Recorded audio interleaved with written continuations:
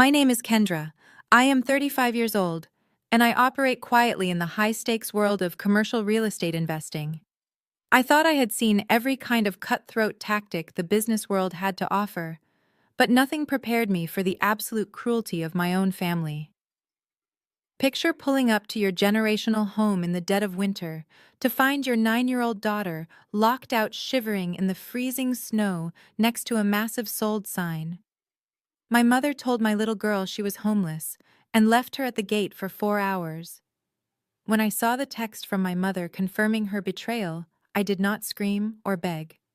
I simply replied, "Okay." Just 3 days later, my parents received a phone call that had them screaming in absolute terror. Before I continue this story, let me know where you are watching from in the comments below. Hit like and subscribe if you have ever had to build your own empire after the people who were supposed to protect you tried to tear you down. The brutal, biting wind of a Chicago winter is something you never truly get used to, no matter how long you have lived in the city. The air feels heavy with ice and the cold seeps deep into your bones, making every breath feel like a sharp ache in your chest. I had just landed after a grueling 3-day commercial real estate conference in New York. My mind was buzzing with cap rates, zoning laws, and negotiation strategies as I navigated my luxury SUV through the darkening streets. The heated leather seats and the quiet hum of the engine were a comforting sanctuary against the harsh reality outside my tinted windows. I was exhausted, but looking forward to getting back to the South Side brownstone, where my family had lived for generations. I could not wait to see my beautiful 9-year-old daughter Zuri and wrap her in a warm hug.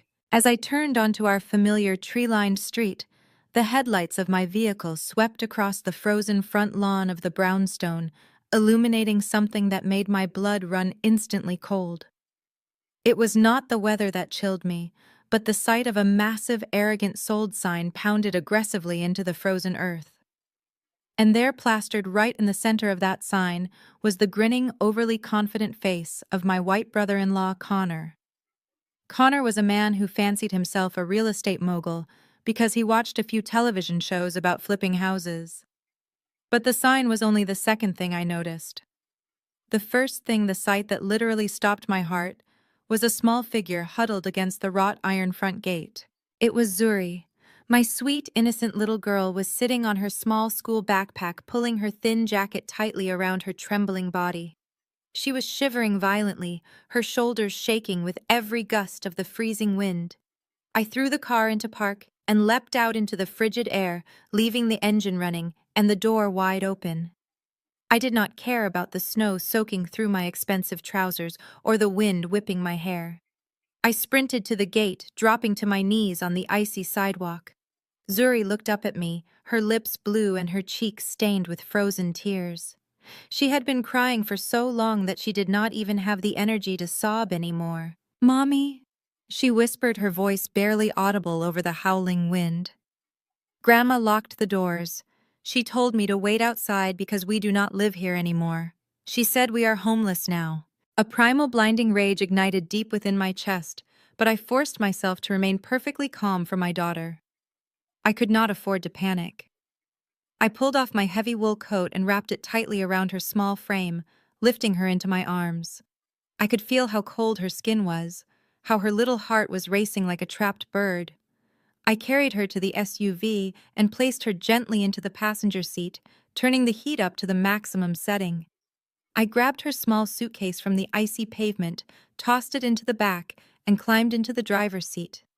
I sat there for a moment, watching Zuri slowly begin to thaw, her trembling subsiding as the warm air enveloped her. Only then did I reach into my purse and pull out my phone.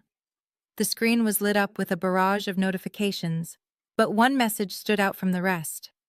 It was a text from my mother, Brenda. The woman who had given birth to me, the woman who was supposed to be the matriarch and protector of our family, had sent me a cold, calculated message while I was hundreds of miles away. I opened the text and read the words that were meant to destroy my life. "Connor found a cash buyer for the house. Chloe needs the capital to fund her new lifestyle brand. I locked the doors. You and Zuri need to figure it out. You are homeless now." I sat in the warm, quiet cabin of my car and read those words 3 times.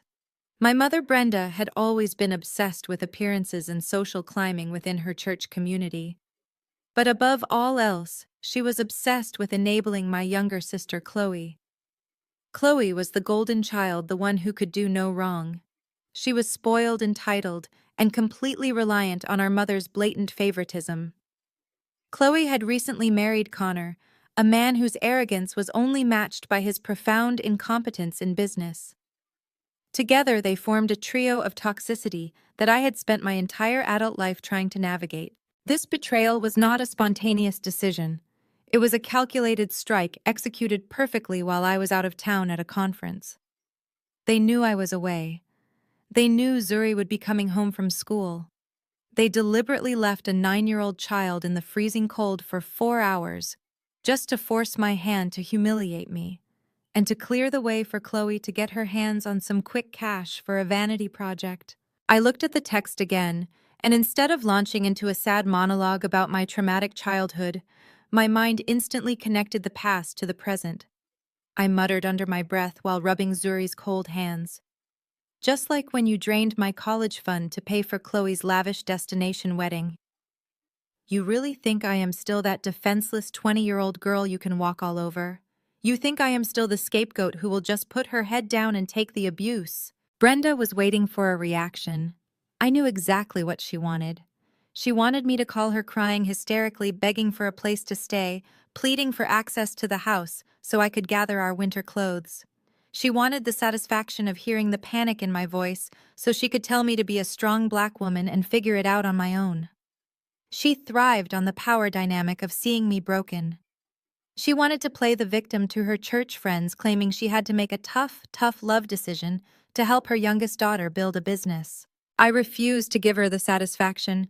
I refused to shed a single tear over people who viewed my daughter as acceptable collateral damage in their greedy little games. I opened the keyboard on my phone. I did not type out a paragraph of rage. I did not threaten them with legal action. I simply typed 2 letters. Okay, I hit send. No punctuation, no emotion. The absolute power of silence. Let them sit with that. Let them wonder why the daughter they just made homeless was not begging for mercy. I put my phone away and turned to Zuri, who was now holding her hands up to the heating vents. She looked at me with wide, nervous eyes. Mommy, where are we going to sleep tonight? Are we really homeless? I reached over and stroked her hair, offering her the most reassuring and confident smile I could muster. Listen to me very carefully, Zuri. We are far from homeless. Your grandmother and your Aunt Chloe made a very foolish mistake today, but we are not going to let it ruin our evening. We are going to go somewhere much nicer than this old brownstone. I shifted the SUV into drive. The tires crunched satisfyingly over the packed snow as I pulled away from the curb, leaving the arrogant sold sign and the dark, silent brownstone in my rearview mirror. I did not look back. I steered the car toward the glowing skyline of downtown Chicago. The city looked beautiful at night, the towering skyscrapers cutting through the winter fog like beacons of success and power.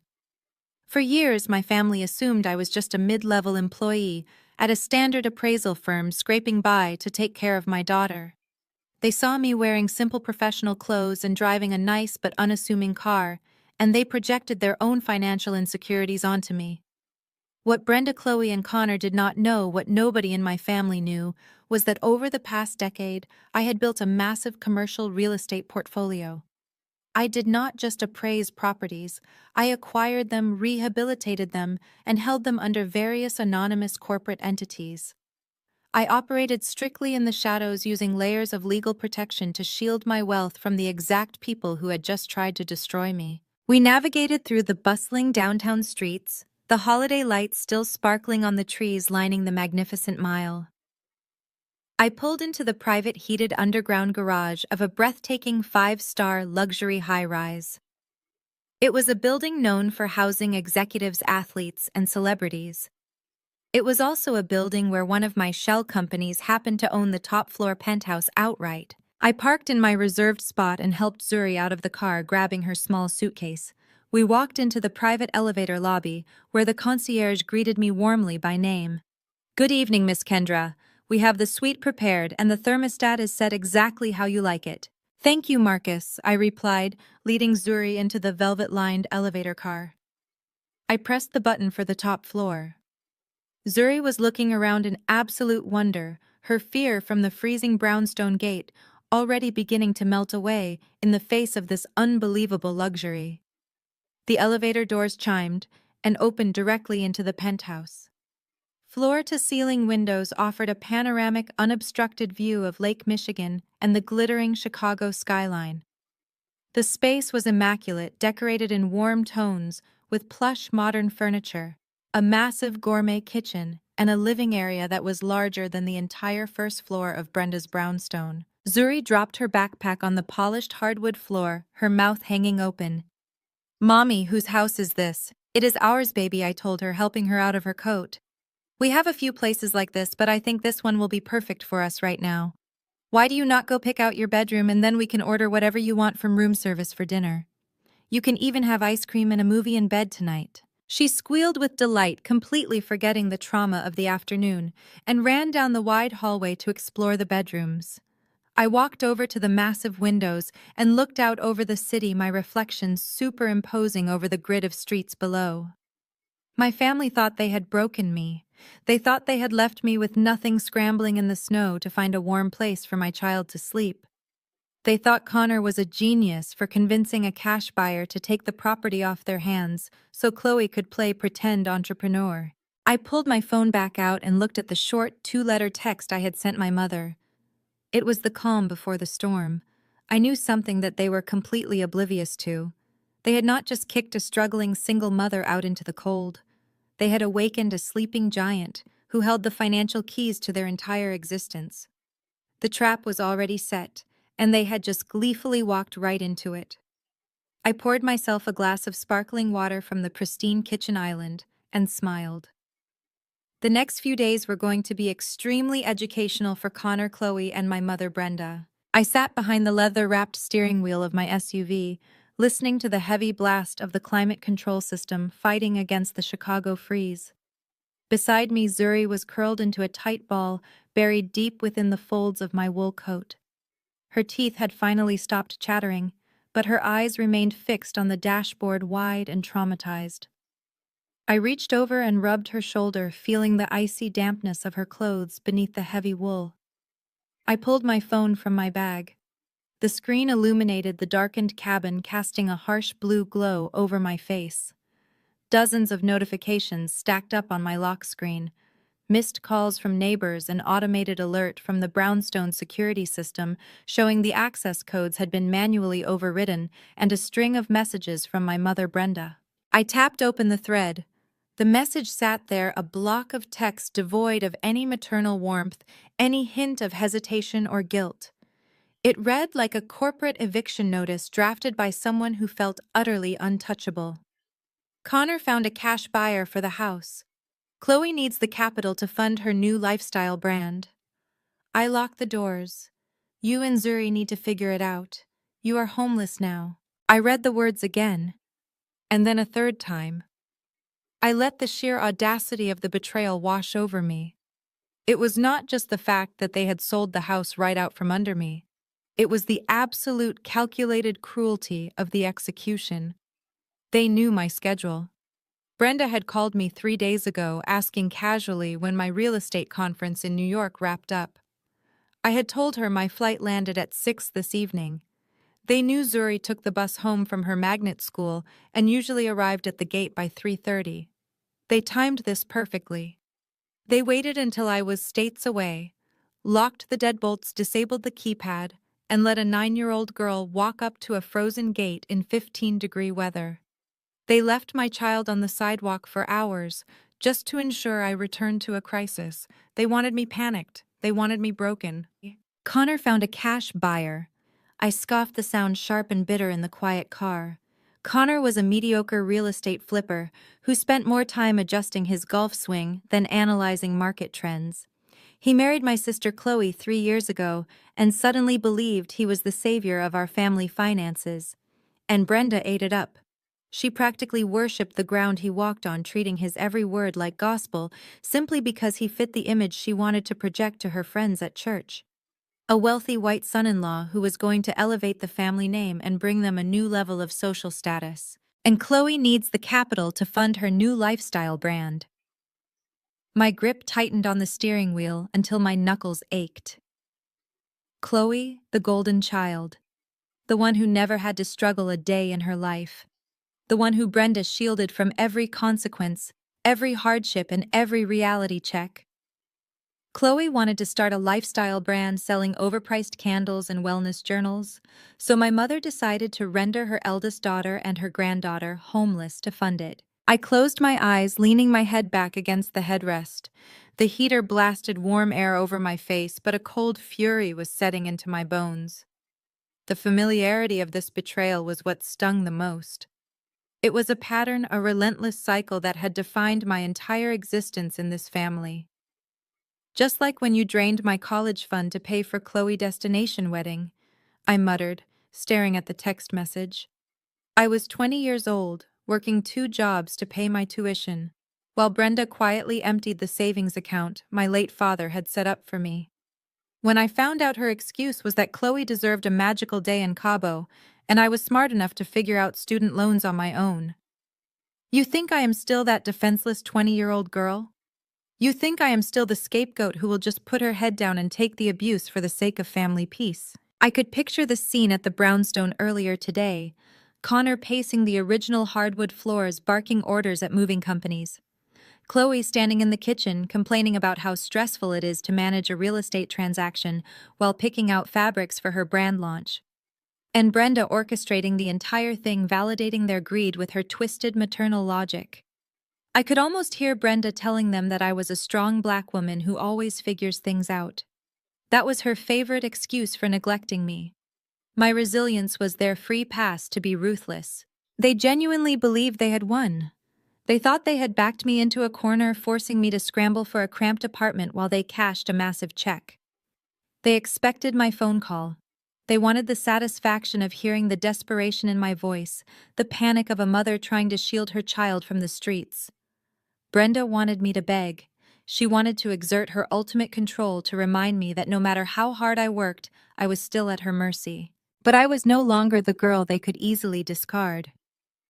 The past 15 years of my life had been spent navigating the brutal male-dominated world of commercial real estate.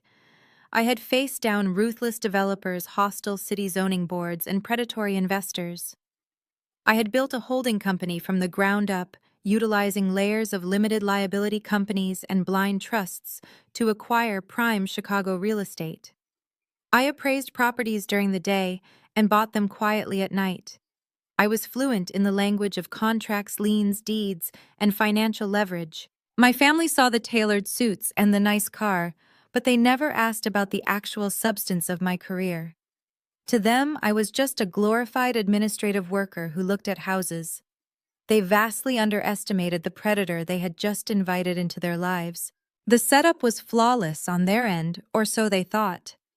Connor thought he had orchestrated a brilliant off-market cash deal to flip a generational property in a rapidly gentrifying neighborhood. Brenda thought she had secured her golden child financial future while simultaneously punishing the daughter who refused to conform to her rigid expectations. I looked over at Zuri. She had fallen asleep, the rhythmic hum of the engine and the blast of the heater finally calming her exhausted little body. A tear slipped down my cheek, but I quickly wiped it away. This was not the time for tears. This was the time for execution. They wanted a war over real estate. They picked a fight with a woman who owned the battlefield. Let them celebrate tonight, I thought, staring at the arrogant sold sign through the icy windshield. Let Connor brag about his negotiation skills. Let Chloe browse luxury catalogs for her fictitious brand. Let Brenda go to church on Sunday and accept the quiet praise of the congregation for securing her family legacy. They were dancing on a trapdoor, and I was the one holding the lever. I stared at Brenda's text message for another long moment. The cursor blinked steadily, waiting for my response. I did not give her the satisfaction of my anger. I did not demand an explanation. I did not threaten them with police or lawyers. That kind of reaction is for people who lack leverage. I slowly tapped the screen, preparing to initiate a sequence of events that would systematically dismantle their entire lives. My thumb hovered over the glowing screen of my phone. 2 letters. That was all they deserved. Okay. I hit send. I did not add a period. I did not add a question mark. I did not ask for an explanation or demand to know where my belongings were. I just let those 2 letters fly through the digital space and land directly in my mother's inbox. I knew exactly what would happen on the other end. Brenda would be sitting at a table with Chloe and Connor, surrounded by her enablers, holding her phone and waiting eagerly for the explosion. She would be bracing for the paragraphs of rage, the desperate pleas, the crying voicemails. She wanted the satisfaction of ignoring my frantic calls. When all she received was a calm, flat acknowledgement of receipt, it would drive her absolutely insane. A narcissist feeds on your panic. When you starve them of a reaction, they begin to suffocate on their own malice. Next to me in the passenger seat, Zuri shifted under my heavy wool coat. Her breathing had finally steadied, and the terrifying blue tint was leaving her lips. She blinked her eyes open, looking around the dark interior of the SUV. The memory of the freezing gate hit her, and she sat up quickly, panic flashing across her young face. "Mommy, where are we going?" she asked, her voice trembling. "Are we really homeless?" "Grandma said we do not have a house anymore and that I had to wait outside." I reached over and gently smoothed her hair back from her forehead. I kept my voice incredibly calm and steady, masking the absolute fury that was burning in my chest. "Listen to me, Zuri. We are absolutely not homeless. Your grandmother and your aunt made a very poor choice today, but it is not going to affect us. I have been preparing for a day like this for a long time. We have plenty of places to go, places that are much nicer and much warmer than that old brownstone. We are going to go to our real home tonight." I put the SUV in gear and pulled away from the icy curb. I glanced in the rearview mirror one last time.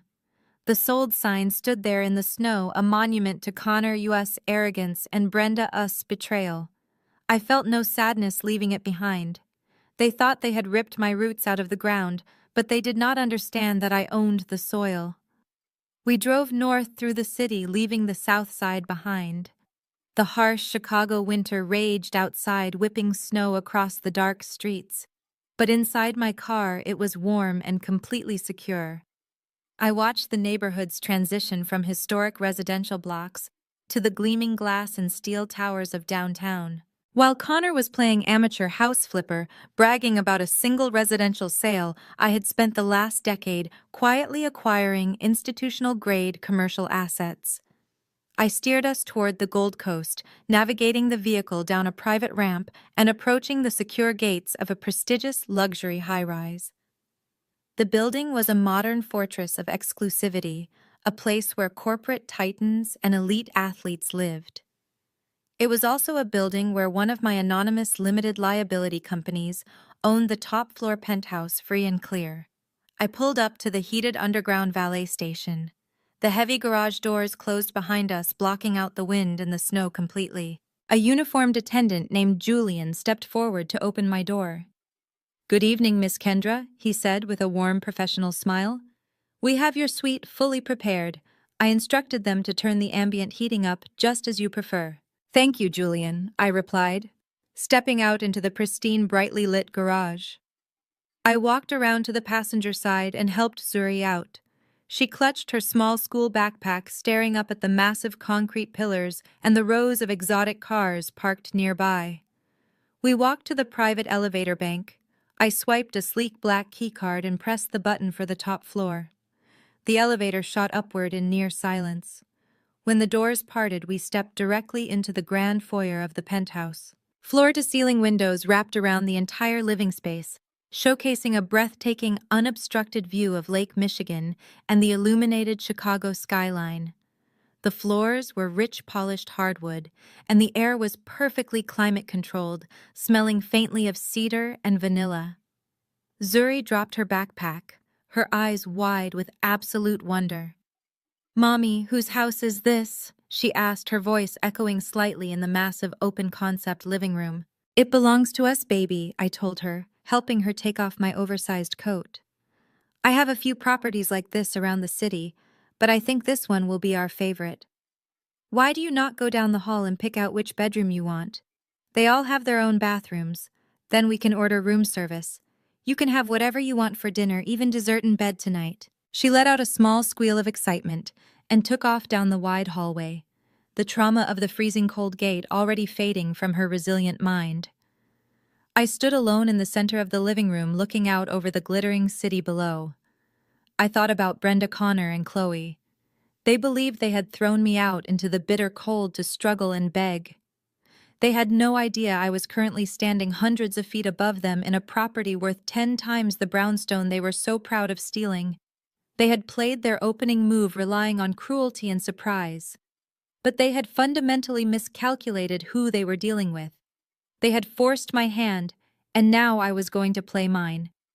I walked over to the kitchen island, poured myself a glass of sparkling water, and pulled out my phone to begin the first phase of their absolute financial ruin. I closed the heavy oak door of the master suite, leaving Zuri nestled in the center of a massive king-sized bed. She was wrapped in a plush monogrammed robe, happily dunking truffle fries into ketchup while a cartoon played on the 80-inch television. The contrast between her current absolute comfort and the freezing wrought iron gate she had been abandoned at just an hour ago settled over me like a heavy blanket. The penthouse was a fortress of soundproofed glass and radiant heated floors. The harsh Chicago blizzard howling against the windows was reduced to a mere visual display. She was safe. She was fed. She was completely insulated from the viciousness of the people who shared our blood.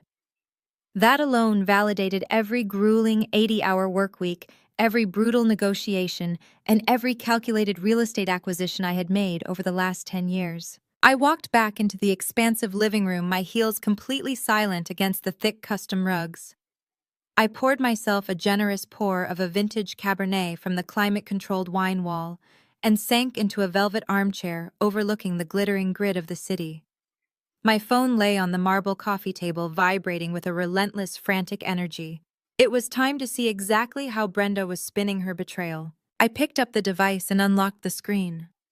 My family operates like a well-oiled political machine when it comes to character assassination, and they had not wasted a single minute.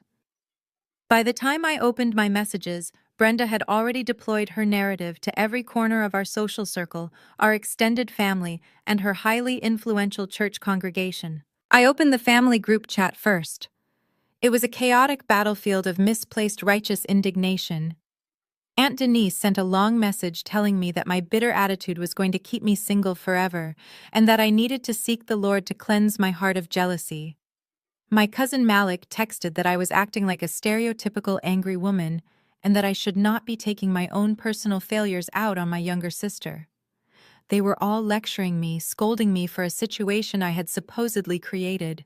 I swiped out of the chat and opened Facebook. There it was, Brenda's masterpiece. She had tagged Chloe and Connor in a lengthy, meticulously crafted post, complete with a background of praying hands and a photo of the three of them smiling warmly. "It breaks a mother's heart to make hard choices," the post read, "but sometimes you have to protect your peace and the peace of your household. Chloe and Connor have worked so tirelessly for their beautiful union and their new business venture. It is simply devastating when your own flesh and blood refuses to support a loving interracial marriage out of pure spite and jealousy. Today, I had to make the agonizing decision to ask Kendra to leave my home.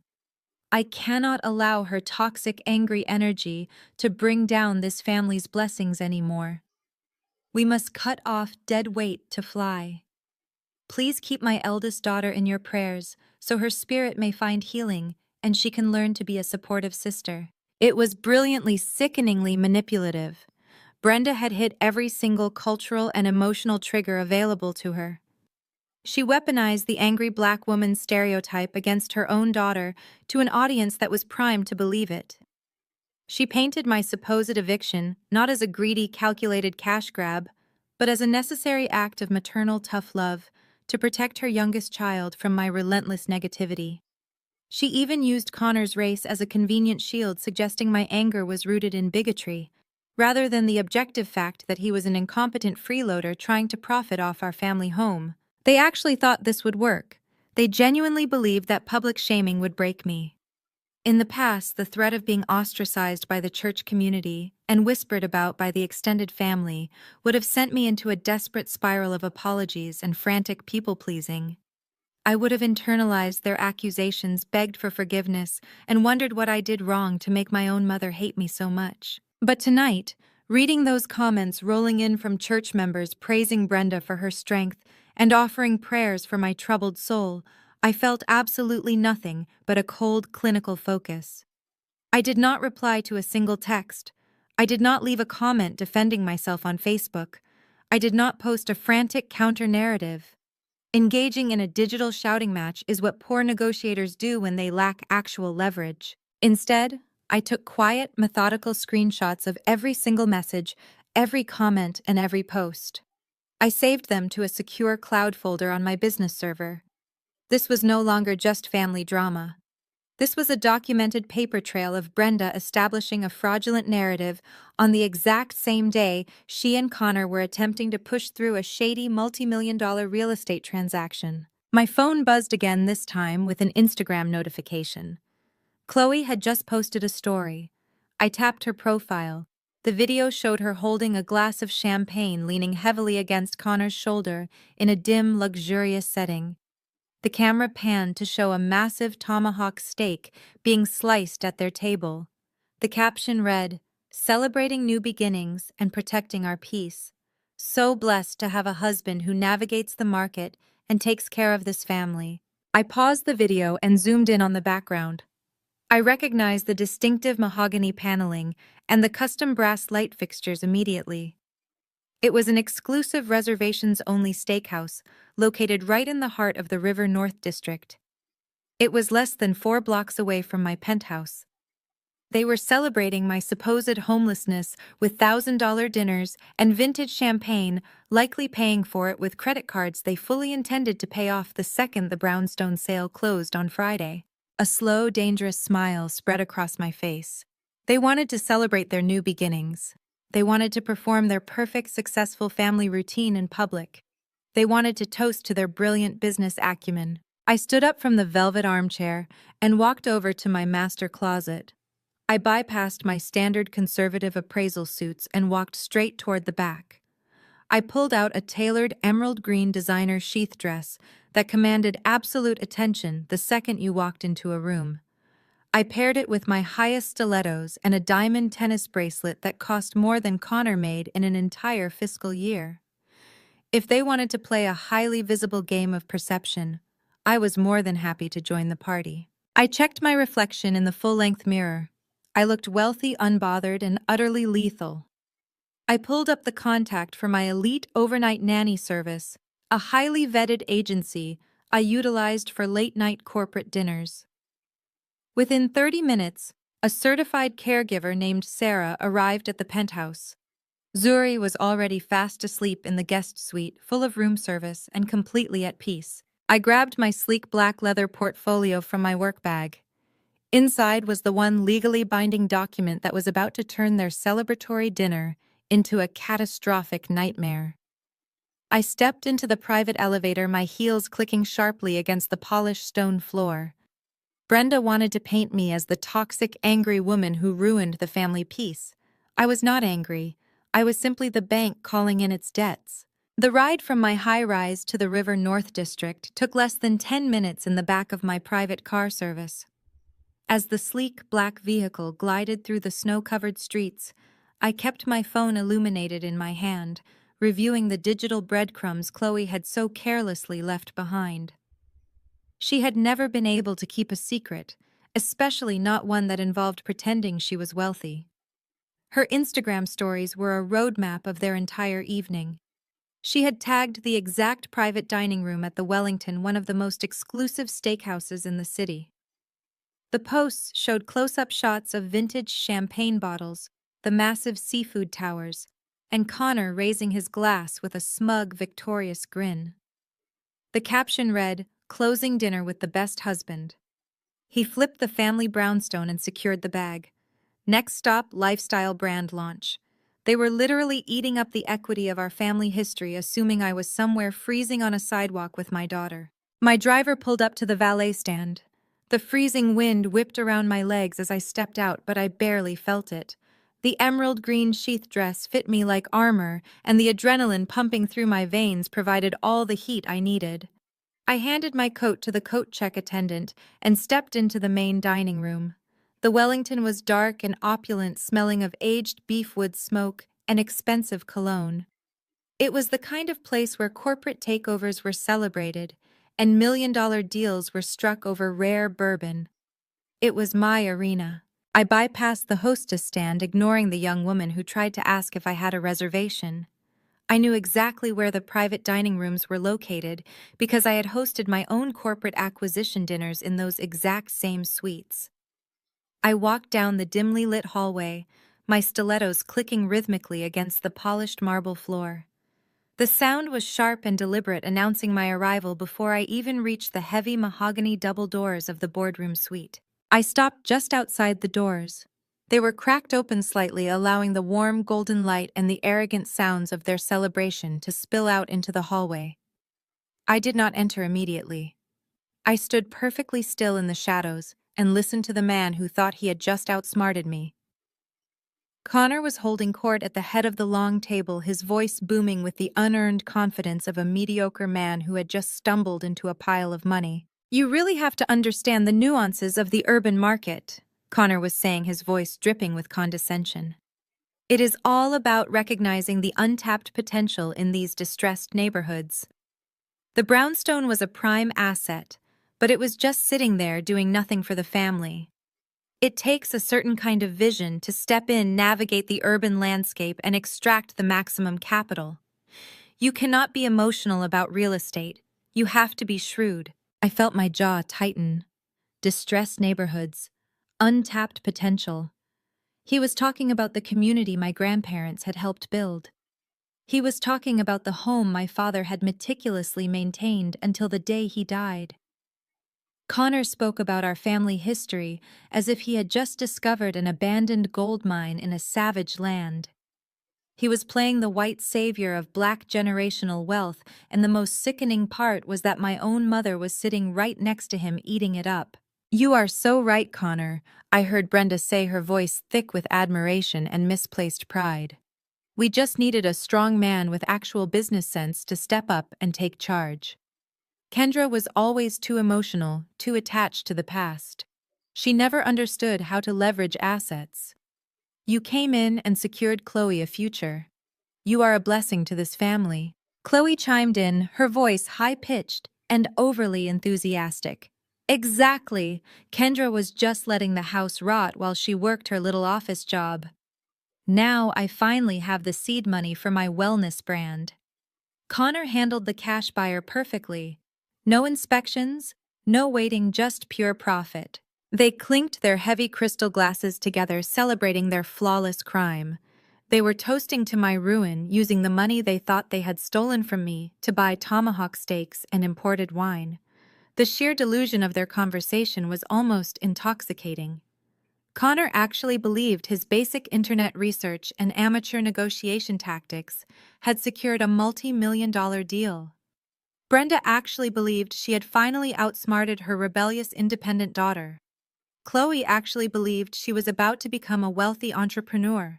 I placed my hand against the heavy brass handle of the mahogany door. I took one slow, deep breath, letting the cold, analytical focus settle completely over my mind. Then I pushed the doors wide open. The heavy wood swung silently on its hinges, but my entrance hit the room like a physical shockwave. I stepped into the warm glow of the private suite, the emerald green dress catching the light, the diamonds on my wrist flashing as I rested my hand on the back of an empty leather chair at the opposite end of the table. The effect was instantaneous and absolute. The laughter died in their throats. The clinking of silverware against fine china stopped mid-air. The warm, triumphant atmosphere of the room shattered into a million jagged pieces. Brenda was the first to see me. The wine glass she was raising halfway to her lips froze. The color drained from her face, leaving her looking pale and suddenly very old. Her eyes darted from my perfectly styled hair to my expensive dress, to the calm, terrifyingly blank expression on my face. She had expected a broken, homeless woman in tear-stained clothes. She was entirely unprepared for the apex predator standing at the end of her table. Chloe dropped her fork. It clattered loudly against her plate, the sound echoing in the suffocating silence. She shrank back into her chair, her spoiled, confident demeanor vanishing the second she made eye contact with me. Connor was sitting at the head of the table, a napkin tucked into his collar, a massive piece of steak halfway to his mouth. He blinked uncomprehendingly, as if trying to calculate how the woman he had just locked out in the freezing snow was standing in one of the most exclusive restaurants in Chicago, looking like she owned the entire building. I did not say a word. I just stood there, letting the silence stretch out, letting their panic rise, letting the reality of my presence completely dismantle their celebration. I slowly pulled out the heavy leather chair and took a seat directly across from Connor. I crossed my legs, rested my sleek black portfolio on the white tablecloth, and offered them a smooth, chilling smile. "Please," I said, my voice perfectly modulated, carrying effortlessly across the long table. "Do not let me interrupt the closing dinner. I would love to hear more about your shrewd navigation of the urban market, Connor. It sounds absolutely fascinating." The heavy silence in the private dining room was absolute. For a long, unbroken moment, the only sound was the faint ambient jazz playing from a hidden speaker and the distant clatter of the main restaurant kitchen. Connor stared at me, his mouth slightly open, the flush of expensive bourbon and sudden panic creeping up his neck. He was a man accustomed to dominating rooms through sheer volume and assumed authority, but my sudden appearance had completely short-circuited his performance. He looked at my designer dress, my flawless composure, and the sleek leather portfolio resting under my manicured hands. His brain was desperately trying to reconcile the image of the defeated single mother he thought he had evicted with the formidable woman currently commanding his table. He recovered first, masking his initial shock with a thick layer of unearned corporate bravado. He adjusted his collar, cleared his throat, and put on his best condescending peacemaker voice. He leaned forward, resting his forearms on the white tablecloth, as if he were about to negotiate a minor discrepancy with a subordinate. "Now, Kendra, there is absolutely no need for hostility." He began, using the placating tone of a man who believes he is the smartest person in any given room. "I know you are feeling emotional right now, and I understand change is difficult. But we need to look at this from a purely rational business perspective. We all know you have a nice little job appraising properties for the bank, but the investment side of real estate, the actual high-level asset management, is a completely different beast. You cannot let sentimentality blind you to market realities." I simply watched him. I did not blink. I did not interrupt. I let him dig his own grave with his own arrogant tongue. The brownstone was an illiquid asset. Connor continued gaining confidence from my silence. It was just sitting there, trapping generational wealth in brick and mortar. The neighborhood is gentrifying rapidly, and the cash offer I secured was aggressively above market value. I facilitated a liquidity event for the family. As someone who works on the fringes of the industry, you should be thanking me for maximizing the family portfolio instead of barging in here trying to cause a scene. He actually believed the words coming out of his mouth. He thought he was giving a masterclass in urban development to a woman who secretly owned millions of dollars in commercial square footage directly beneath his feet. Brenda, emboldened by her white son-in-law taking charge, immediately went on the offensive. She slammed her hand flat against the table, her heavy gold rings clanking against the wood. Her eyes narrowed, taking in my calm demeanor with absolute contempt. She was furious that I was not providing the hysterical, sobbing reaction she had spent all afternoon anticipating. "Connor is exactly right," Brenda snapped, her voice laced with venom. "And you need to stop acting like a bitter scapegoat, Kendra. You came barging into a private celebration trying to ruin your sister a blessing just because you are unhappy with your own life choices. We made a financial decision for the betterment of the family. You have always been entirely too attached to that old house. You locked your 9-year-old granddaughter out in 15-degree weather," I said. My voice was quiet, but the razor-sharp edge to it made Chloe flinch in her seat. You let her wait at a frozen gate for 4 hours. Brenda waved her hand dismissively, completely unfazed by the cruelty of her own actions. Oh, please stop with the dramatics. I told the girl to wait for you. A little cold builds character. You are raising her to be entirely too soft. You are a strong black woman, Kendra. You have always boasted about how independent you are. So be independent, hustle, and figure it out. You can find a nice little apartment somewhere that fits your budget. God will provide for you and Zuri if you just prey on that dark spirit of jealousy you harbor against your sister. The sheer audacity of her gaslighting was breathtaking. Brenda weaponized church rhetoric like a seasoned politician twisting faith and cultural expectations to justify her own greed. She invoked the strong black woman trope to absolve herself of any maternal responsibility or basic human decency. In her twisted mind, my resilience was a free pass for her abuse. Because she believed I could survive anything, she felt entirely justified in throwing me to the wolves. Pastor Thomas was just saying last Sunday how we must elevate those who are meant for greatness. Brenda continued, nodding toward Chloe and Connor. This is Chloe, a season of elevation. She has a vision. She has a supportive husband who actually understands how to navigate the business world. They needed the capital to launch her brand. You should be down on your knees thanking the Lord that your sister is stepping into her purpose, instead of standing here dripping in resentment. Chloe finally found her voice safely tucked behind the shield of her mother, a blatant favoritism, and her husband a supposed business acumen. She picked up her crystal champagne flute and took a delicate sip, offering me a smug, entitled smirk over the rim of the glass. It is just real estate, Kendra. Chloe chimed in, her voice dripping with artificial sweetness. You always make everything so difficult. My wellness brand launches next month. I need the cash flow for inventory marketing and the influencer retreat. You know how important this is to me. Connor was just looking out for my future because nobody else was doing anything with that property. You can easily rent a place closer to Zuri's school. It is honestly a win for everyone. You just need to stop playing the victim. I absorbed their words, letting the sheer weight of their delusion wash over me. They sat there draped in expensive clothing, dining on exorbitant meals funded by imaginary profits, convinced they had outmaneuvered me. Connor believed he was a financial genius. Brenda believed she was a righteous matriarch securing her family a legacy. Chloe believed she was a brilliant entrepreneur who deserved a massive cash injection simply for existing. They had constructed an entire alternate reality where I was nothing but a minor obstacle, a bitter, uneducated spectator to their phenomenal success. They thought my silence was submission. They thought my lack of screaming meant they had won the argument. They had absolutely no idea that I was simply allowing them to incriminate themselves, finalizing the exact parameters of their impending destruction. I looked at Connor, a smug face, then at Chloe, an entitled smirk, and finally at the cold, calculating eyes of the mother who had traded her own flesh and blood for a seat at a steakhouse table. The trap was fully set, and it was finally time to spring it. I remained perfectly still in the high-backed leather chair, letting the silence stretch until it became a physical weight in the room.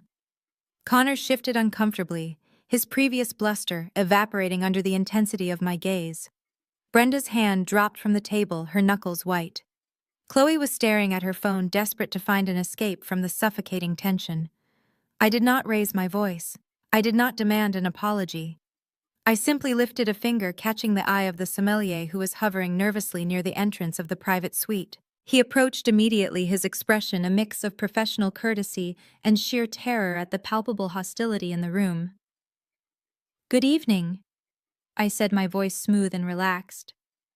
"I believe we are celebrating a highly lucrative real estate transaction tonight. I would like to order a bottle of your finest vintage, the 1990 Domaine de la Romane Conti, if you have it in the cellar." The sommelier's eyes widened slightly. That particular bottle was legendary, easily running upward of $5,000. He glanced hesitantly at Connor, who was officially the host of the dinner.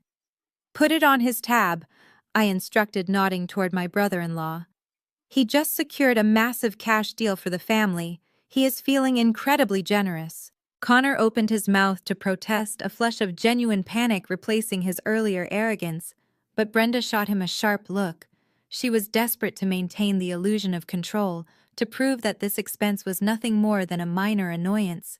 She gave the sommelier a tight, strained smile. "That will be fine," Brenda said, her voice brittle.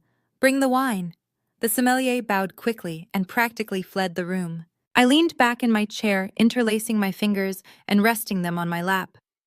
The disconnect between their expectations and my reality was beginning to fracture Brenda's composure. She had anticipated a broken, sobbing woman, desperate for a place to sleep and begging for scraps of familial mercy.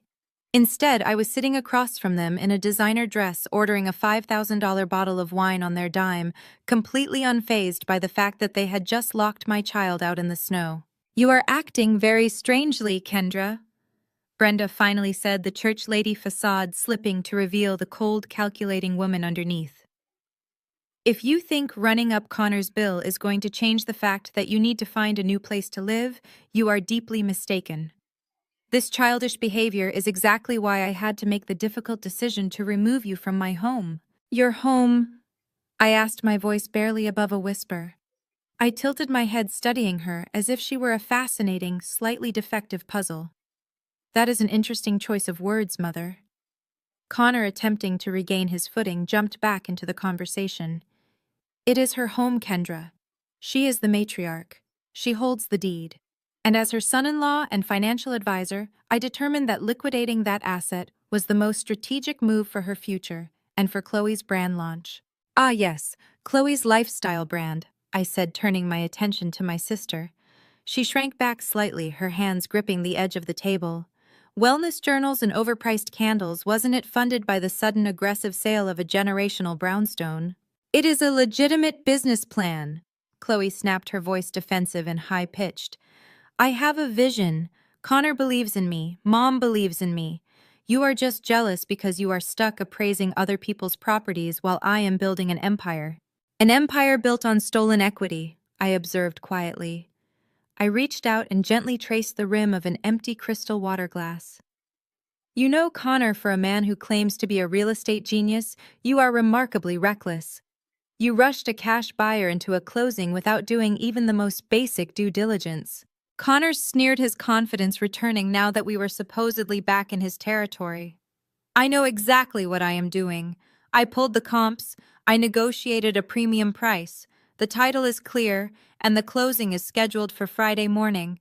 The funds will be wired directly into Brenda's account by noon." I stopped tracing the glass. I looked up and met his eyes, letting the full force of my absolute certainty hit him. "The title is not clear, Connor." The words hung in the air. The room went completely still. "What are you talking about?" Brenda demanded, her voice sharp with sudden apprehension. "Of course the title is clear. My name is on the deed." I did not answer her. Instead, I reached for the sleek black leather portfolio resting on the table in front of me. I slid my hand over the smooth surface, the only sound in the room the faint rustle of my sleeve. "When you list a property for a multi-million-dollar cash sale, Connor." I began, my tone shifting from conversational to clinical. "It is generally considered best practice to pull a comprehensive title report. Not just a basic search, but a deep dive into any encumbrances, liens, or secondary claims on the asset. Because if you fail to disclose a massive financial encumbrance to a cash buyer, you are not just breaching a contract, you are committing fraud." Connor's face lost all its color. He looked from me to the black folder, then back to me. "There are no liens," he stammered, his voice lacking its previous bravado. "I checked the public records. Brenda owns it free and clear." I pushed the black folder across the white tablecloth. It slid smoothly, stopping precisely in the center of the table, equidistant from Brenda, Connor, and Chloe. "You should really look inside, Connor," I suggested softly. "Consider it a free lesson in high-level asset management." Connor hesitated for a fraction of a second. His large hands, previously so animated as he boasted about his financial prowess, now seemed heavy and clumsy. He reached out and flipped open the thick cover of the black portfolio. The crisp, white parchment paper inside caught the warm light of the chandelier overhead. At the top of the first page, the official blue and gold seal of the Cook County Recorder of Deeds stared back at him. I watched his eyes dart across the dense legal text. I could trace the exact moment his brain stopped processing the words as a minor annoyance and started comprehending them as a catastrophic threat. His jaw went slack. The smug flush on his cheeks drained away, leaving his skin a sickly pale gray. "What is it?" Brenda demanded. She craned her neck, trying to peer over his shoulder, her heavy gold earrings swinging with the abrupt movement. "Connor, what did she bring in here?" Connor did not answer her. He flipped to the second page, his hands visibly shaking now. He was reading the promissory note. Then he flipped to the third page, which contained the notarized and officially recorded lien. He swallowed hard, his Adam's apple bobbing against his tight collar. "This is a commercial lien," he said, his voice suddenly thin and reedy. "It is registered to an entity called Apex Holdings, LLC.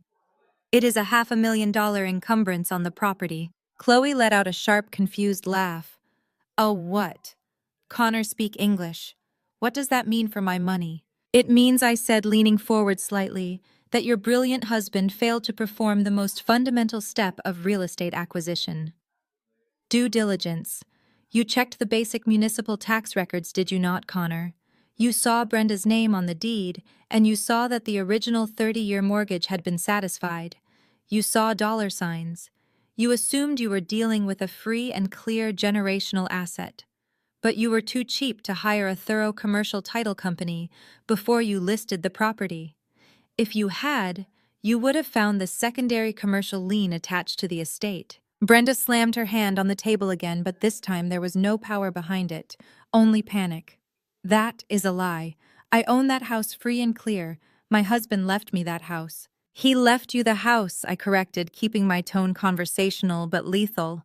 "He also left you a substantial life insurance policy, which you managed to burn through in less than 10 years, trying to keep up appearances at church and funding Chloe's lavish lifestyle. 5 years ago, you were 3 months behind on the property taxes and facing imminent foreclosure. You came crying to me because you were terrified your congregation would find out you were broke." Chloe turned to her mother, her eyes wide with shock. "Mom, is that true? You were broke?" Brenda refused to look at her golden child. Her gaze was locked on me, burning with a mixture of profound embarrassment and visceral hatred. "You said you were helping me," she hissed through clenched teeth. "You brought me a stack of papers to sign to clear the taxes and get the city off my back. You said you were stepping up to do your duty as a daughter." "I did step up," I replied, taking a slow, deliberate sip of my water. "I paid off the city. I settled your outstanding debts. I saved you from public humiliation and losing the only asset this family had left. But I am a commercial real estate investor, Mother. I do not hand out $500,000 in unsecured cash. Not to anyone. Especially not to the woman who stole my college tuition. You signed a legally binding commercial loan agreement. You pledged the brownstone as collateral against the funds I provided through Apex Holdings, LLC. You gave me a lien. And because you have not made a single repayment in 5 years, the penalty interest has been compounding." Connor finally looked up from the documents. His eyes were wide with a terror that I found deeply satisfying. "You are the registered agent for Apex Holdings." "I am the sole proprietor," I confirmed with a brief nod. Chloe threw her hands up in exasperation, completely failing to grasp the gravity of the legal trap they were currently sitting in.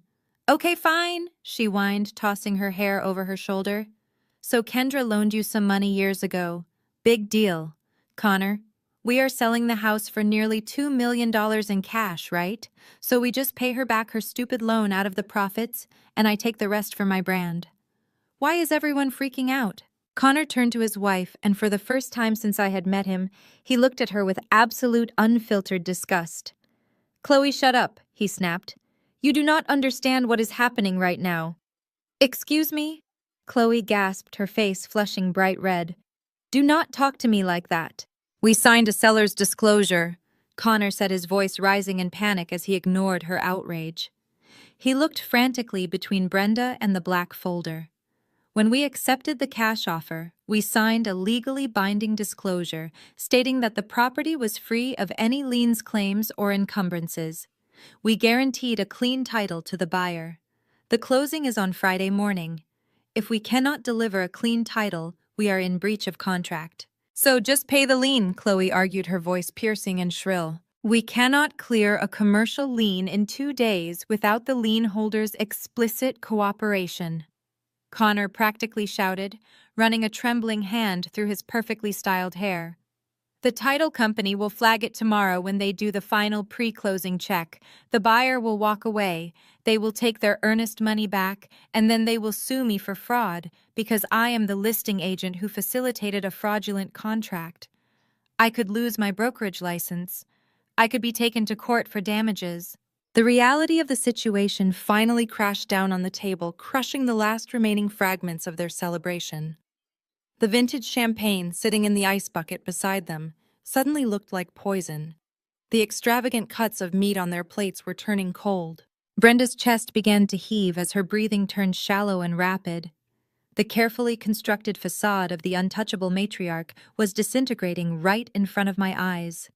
She turned her panicked gaze to me and attempted to deploy the one weapon she had relied on her entire life: maternal authority. Kendra, you will lift this lien immediately, Brenda commanded, though her voice shook so badly it ruined the effect. I am your mother. You will not do this to your family. You will call your lawyers right now and clear this title so your sister can get her money and Connor can close this deal.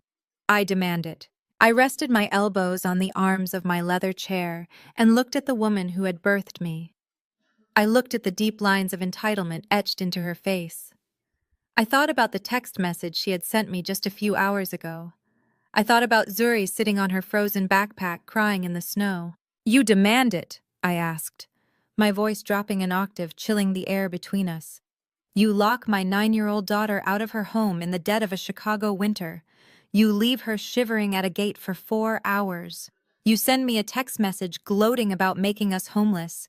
And now you sit here in a private steakhouse suite demanding that I dissolve a $500,000 legal claim to save your son-in-law from a fraud conviction. I stood up slowly, towering over the table.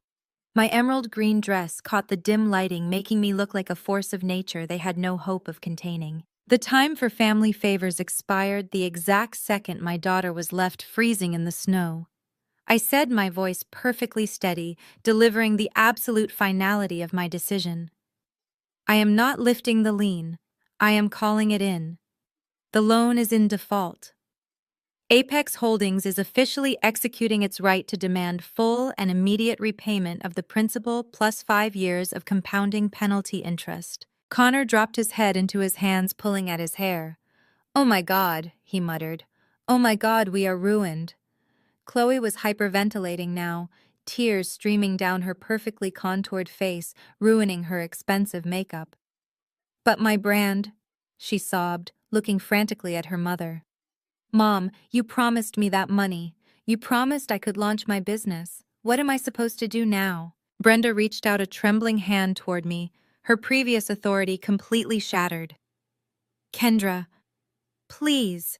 You cannot do this. We will lose everything. The buyer will sue Connor. They will take the house anyway to settle the damages. We will be left with nothing. I am your mother. Please. I picked up my sleek black portfolio and tucked it neatly under my arm. I looked down at the three of them sitting in the wreckage of their own arrogant greed. You told me I needed to hustle and figure it out, I reminded her, quoting her own toxic advice right back to her. So figure it out. Prey on it. Use that strong black woman resilience you love to talk about so much. I turned and walked toward the heavy mahogany doors. I did not look back.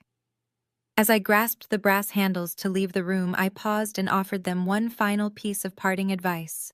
I suggest you start packing, Brenda. The closing on Friday is going to be incredibly educational. I pulled the heavy mahogany doors shut behind me, and the solid click of the brass latch sealed my family inside the tomb of their own making. The ambient jazz of the main dining room washed over me, replacing the suffocating silence of the private suite. I walked past the hostess stand, my emerald green dress moving with fluid purpose. I handed my ticket to the coat check attendant, slipped my arms into my heavy wool coat, and stepped out into the freezing Chicago night. The valet brought my SUV around, and as I tipped him and slid behind the heated leather steering wheel, a profound sense of tranquility settled over my entire body. I drove back to the penthouse in total silence. I did not need music. The mental image of Connor panicking over a fraudulent real estate contract was the greatest symphony I had ever heard. When I woke up the next morning, the panoramic view of Lake Michigan was completely obscured by a dense, swirling blizzard. Inside the penthouse, however, it was perfectly warm and serene.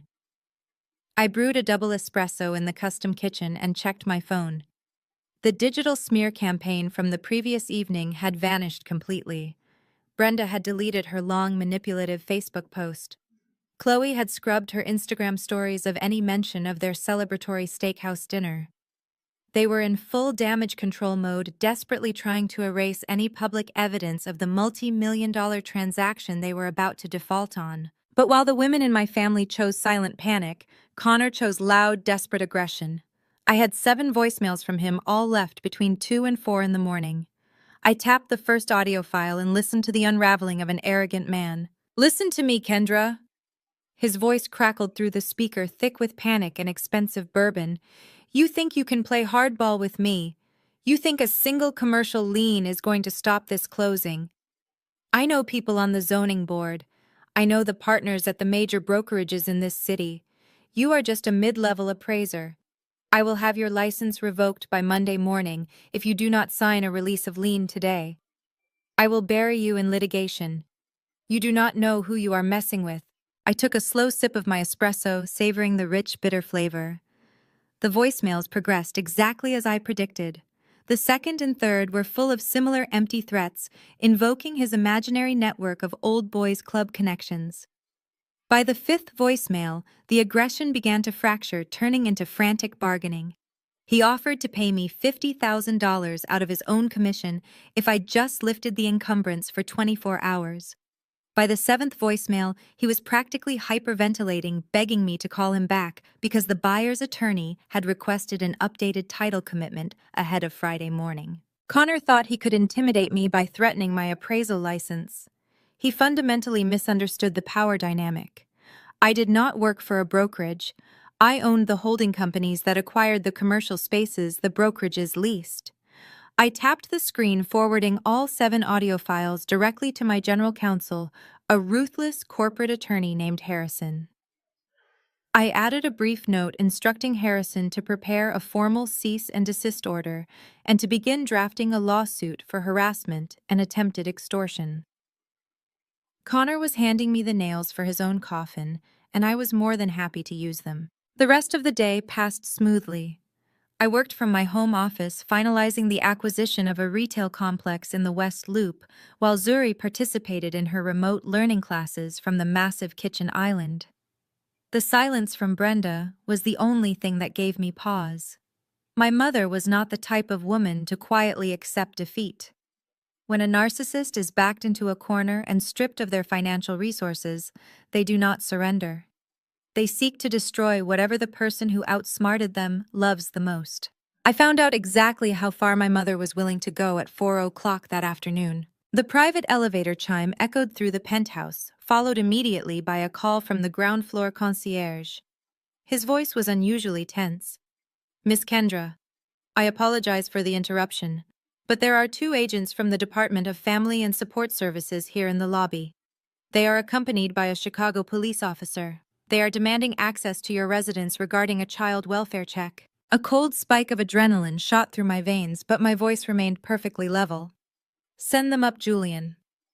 I hung up the phone and walked into the kitchen. Zuri was happily painting a solar system diorama, her hands covered in blue and purple acrylics. I kissed the top of her head and told her I had to speak with some visitors in the foyer for a few minutes.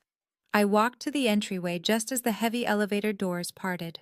Two caseworkers, a man and a woman, stepped into the foyer with a uniformed officer trailing closely behind them. They carried clipboards and wore expressions of grim determination, clearly prepared to intervene in a tragic situation. They looked up from their paperwork and stopped dead in their tracks. The agents blinked, taking in the sprawling multi-million-dollar penthouse. They looked at the floor-to-ceiling windows showcasing the blizzard over the skyline, the pristine hardwood floors and the original artwork hanging on the walls. Then they looked at me standing before them in cashmere loungewear, looking completely unbothered. Ma'am, the female caseworker started, her voice faltering as she checked the address on her clipboard again. Are you Kendra? I am, I replied, crossing my arms. Please come in. You can leave your snow boots on the mat. They stepped tentatively into the living room, exchanging highly confused glances.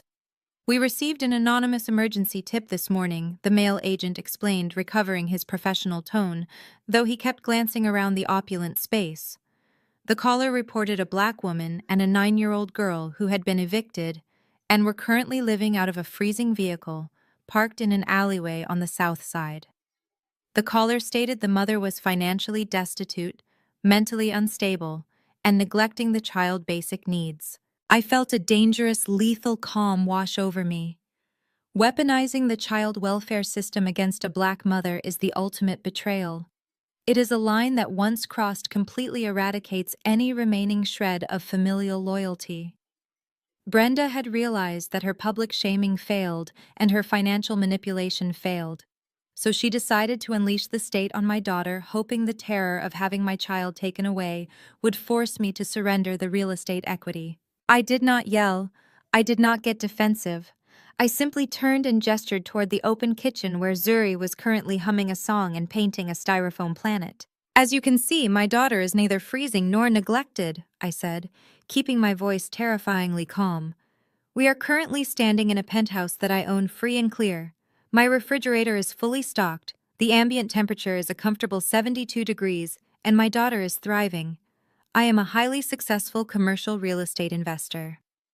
The anonymous caller who provided you with this malicious fabricated report is my mother, Brenda. She is currently attempting to force through a fraudulent real estate transaction on a property that I hold a $500,000 lien against.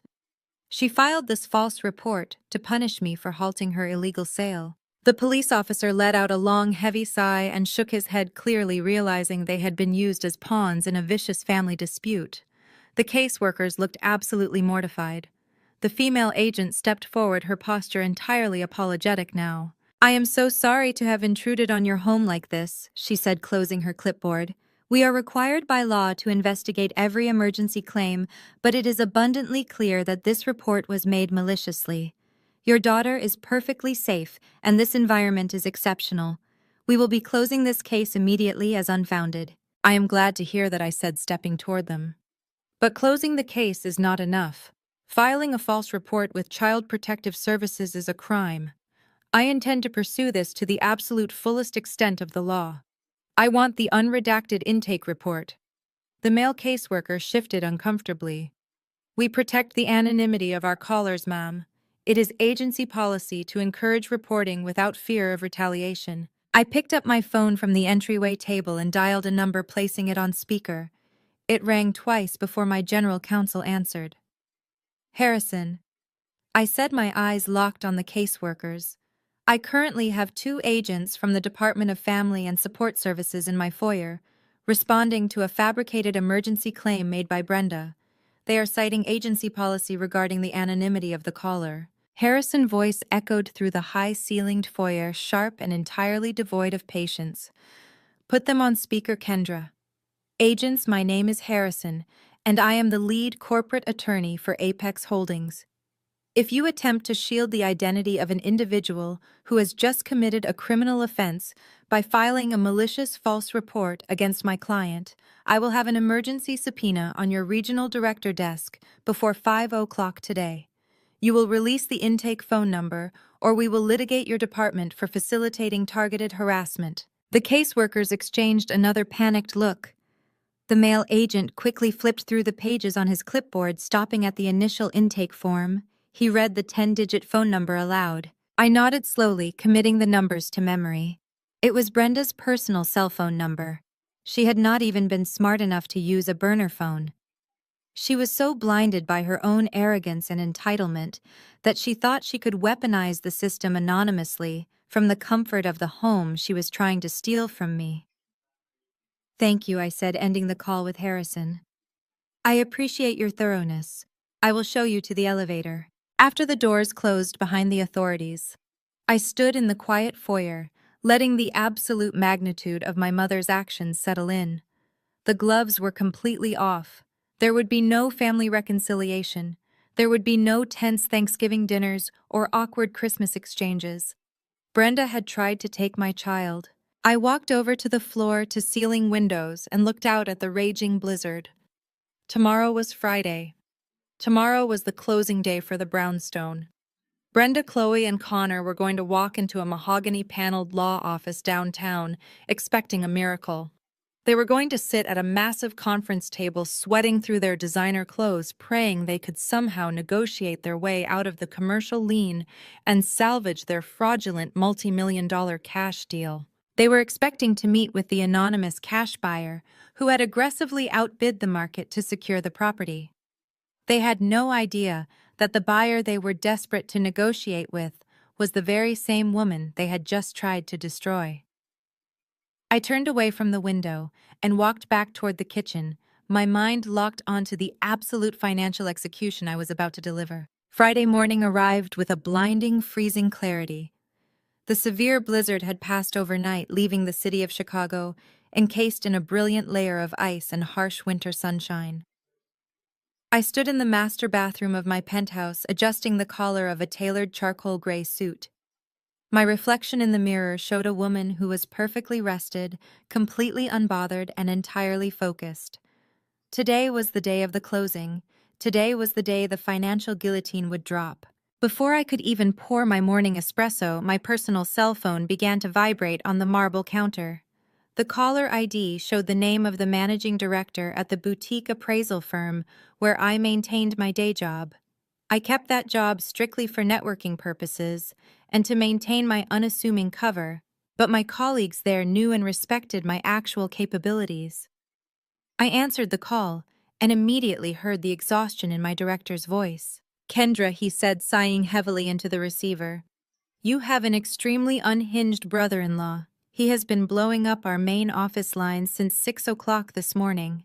I took a slow sip of my coffee, feeling a cold wave of amusement wash over me. Connor had reached the bargaining and intimidation phase of his panic. Realizing he had absolutely no legal standing to force me to lift the commercial lien, he had decided to attack what he believed was my only source of livelihood. He managed to get the direct number for one of our senior partners. My director continued.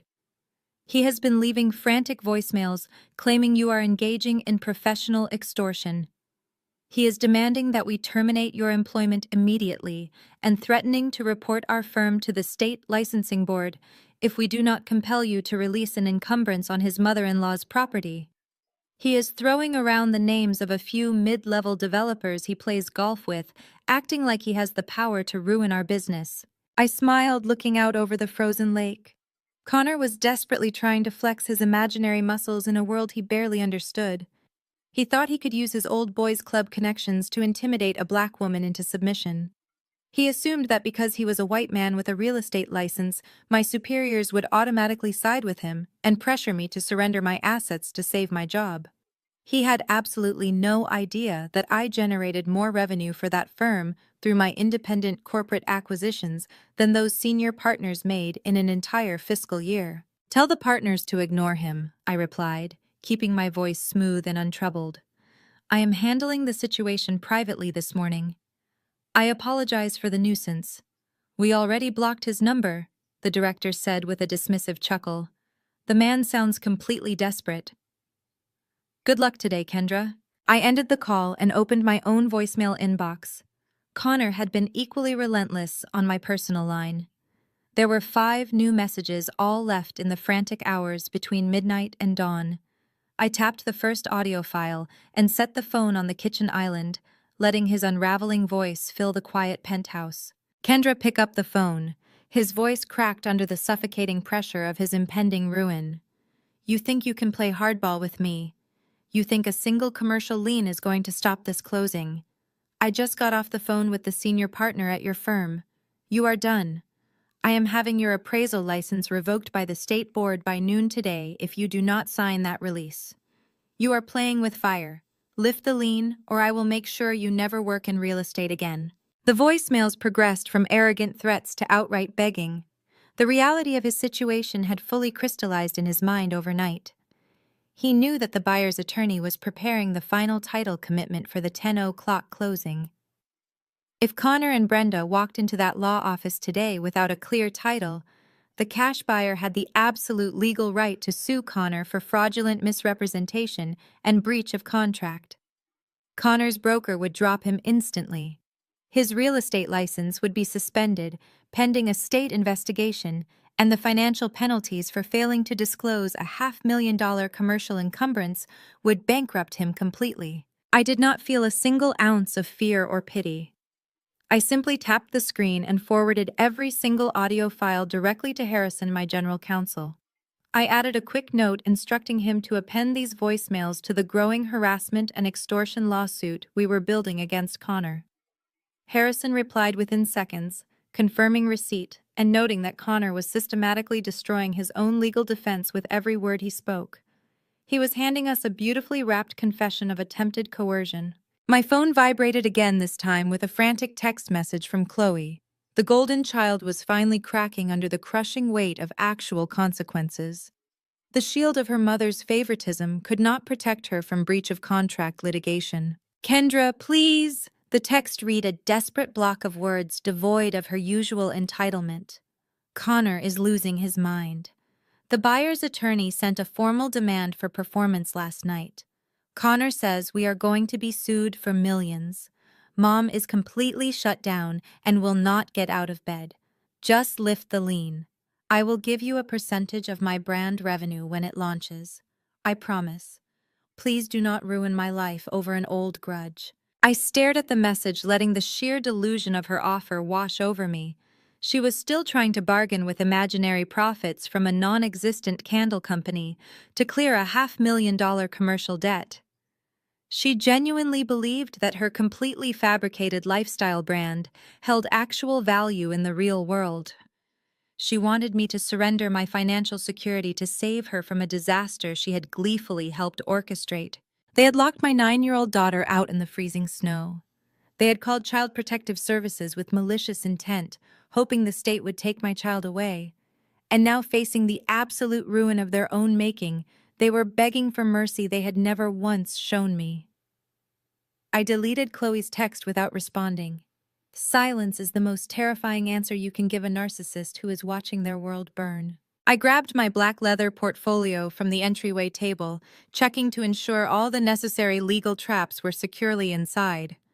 The original promissory note, the recorded lien, and the corporate documents proving my ownership of the purchasing entity were all there, perfectly organized. I checked in on Zuri, who was eating a warm breakfast prepared by the overnight nanny, laughing at a cartoon on the television. I kissed her forehead, promised her I would be back by lunch, and stepped into the private elevator. The valet had my car warmed and waiting in the underground garage. I slid into the back seat and gave my driver the address of the plush mahogany-paneled law office downtown. The drive through the city was smooth, the morning traffic parting around my vehicle as we navigated the icy streets. I watched the towering skyscrapers pass by, feeling a profound sense of absolute power. My family was currently sitting in a downtown conference room, sweating through their designer clothes, staring at the clock and praying for a miracle. They were hoping they could somehow force the sale through, beg the anonymous buyer for a massive extension, or negotiate their way out of the fraud they had committed. They were terrified of the faceless corporate entity that had aggressively outbid the market to secure the brownstone. They had absolutely no idea that the buyer they were so desperate to appease was currently sitting in the back of a luxury car, applying a fresh coat of lipstick and preparing to walk through their doors. I was not just bringing the hammer down, I was the hammer itself. And the closing was about to begin. The plush leather of the back seat felt like a throne as my driver navigated the icy downtown streets. We were less than 10 minutes away from the mahogany-paneled law office, where my family was currently sweating through their designer clothes. I was reviewing the digital copy of the commercial lien on my tablet when my phone vibrated in my hand. The caller identification showed the main concierge desk of my high-rise. I answered the call, expecting a routine question about a package delivery. Instead, the voice of Julian, the head concierge, came through the speaker tight with suppressed alarm. "Miss Kendra." "I apologize for the urgent interruption," Julian said, keeping his tone remarkably steady. "We have a situation in the main lobby. 2 agents from Child Protective Services are here accompanied by a uniformed Chicago police officer. They are demanding immediate access to your residence to conduct an emergency welfare check on your daughter.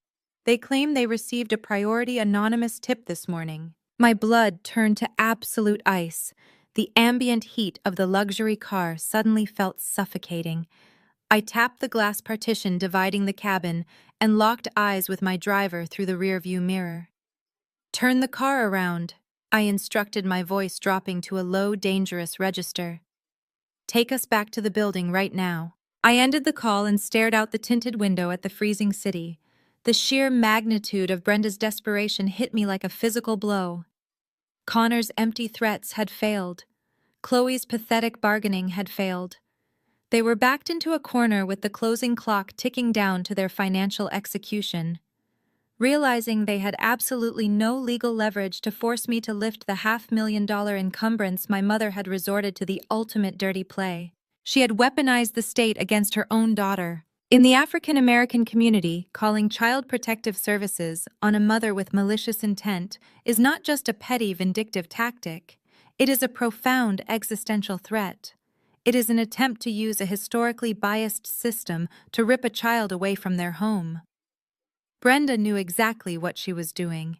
She knew the terror that a visit from state agents instills in a black mother. She wanted me panicked, rushing to a police station, begging for my daughter. She wanted me so terrified of losing Zuri that I would sign away my commercial lien just to make the investigation disappear. She was willing to traumatize her own 9-year-old granddaughter and put her into the foster care system simply to secure funding for Chloe's imaginary lifestyle brand. That was the exact moment any remaining shred of familial obligation I held for that woman completely evaporated. She was no longer my mother. She was a liability that needed to be permanently eradicated from my life. The drive back to the Gold Coast took 7 minutes. My driver pulled aggressively into the heated underground roundabout. I stepped out of the vehicle, the emerald green designer dress moving fluidly around my legs, and walked directly into the grand lobby. Julian was standing near the marble reception desk, trying to discreetly manage the 3 uninvited guests. 2 social workers, a man holding a thick clipboard, and a woman clutching a tablet stood beside a Chicago police officer, whose hand rested casually on his utility belt. They looked braced for a hostile confrontation, preparing to deal with the unstable homeless woman described in their emergency dispatch. I did not break my stride. I walked straight up to the group, the sharp, rhythmic clicking of my stilettos commanding their absolute attention. "I am Kendra," I said, projecting my voice with calm, unwavering authority. "I understand you are here to see my daughter Zuri. I appreciate your commitment to child welfare. Please follow me to the private elevators. We can conduct this investigation in my home." The 3 officials exchanged confused glances. They looked at my flawless hair, my expensive tailored coat, and the effortless way I commanded the opulent lobby. This was clearly not the scenario they had been prepped for, but they followed me in silence. I swiped my secure access card, and we stepped into the velvet-lined elevator car. I pressed the button for the top floor. "You must understand, ma'am." The female caseworker started, her voice faltering slightly as the elevator shot upward in total silence. "We received a priority 1 anonymous tip this morning." The caller was highly distressed. They reported a black woman and a 9-year-old girl who had been violently evicted from a property on the south side. The caller stated you were both currently living out of a freezing vehicle parked in an alleyway. They claimed you were financially destitute, suffering from a severe mental health crisis, and completely neglecting the child's basic survival needs. I kept my eyes fixed on the changing floor numbers above the door. I did not get defensive. I did not raise my voice to argue. When you know you hold all the cards, you do not need to shout. I take these matters extremely seriously, I replied, my tone perfectly even. You have a vital job to do, and I intend to provide you with complete transparency. You will see exactly how my daughter is living. The elevator chimed and the heavy metal doors parted, opening directly into the grand foyer of the penthouse. I stepped aside, allowing the agents and the police officer to walk in before me. I watched the psychological whiplash hit them in real time. They crossed the threshold, preparing to enter a chaotic, dangerous environment. Instead, they stepped onto imported, polished hardwood floors. The air was perfectly climate-controlled and smelled faintly of expensive vanilla and fresh espresso. Floor-to-ceiling windows wrapped around the entire open-concept living space, showcasing a breathtaking panoramic view of the frozen lake and the glittering downtown skyline. The male caseworker stopped dead in his tracks, lowering his clipboard.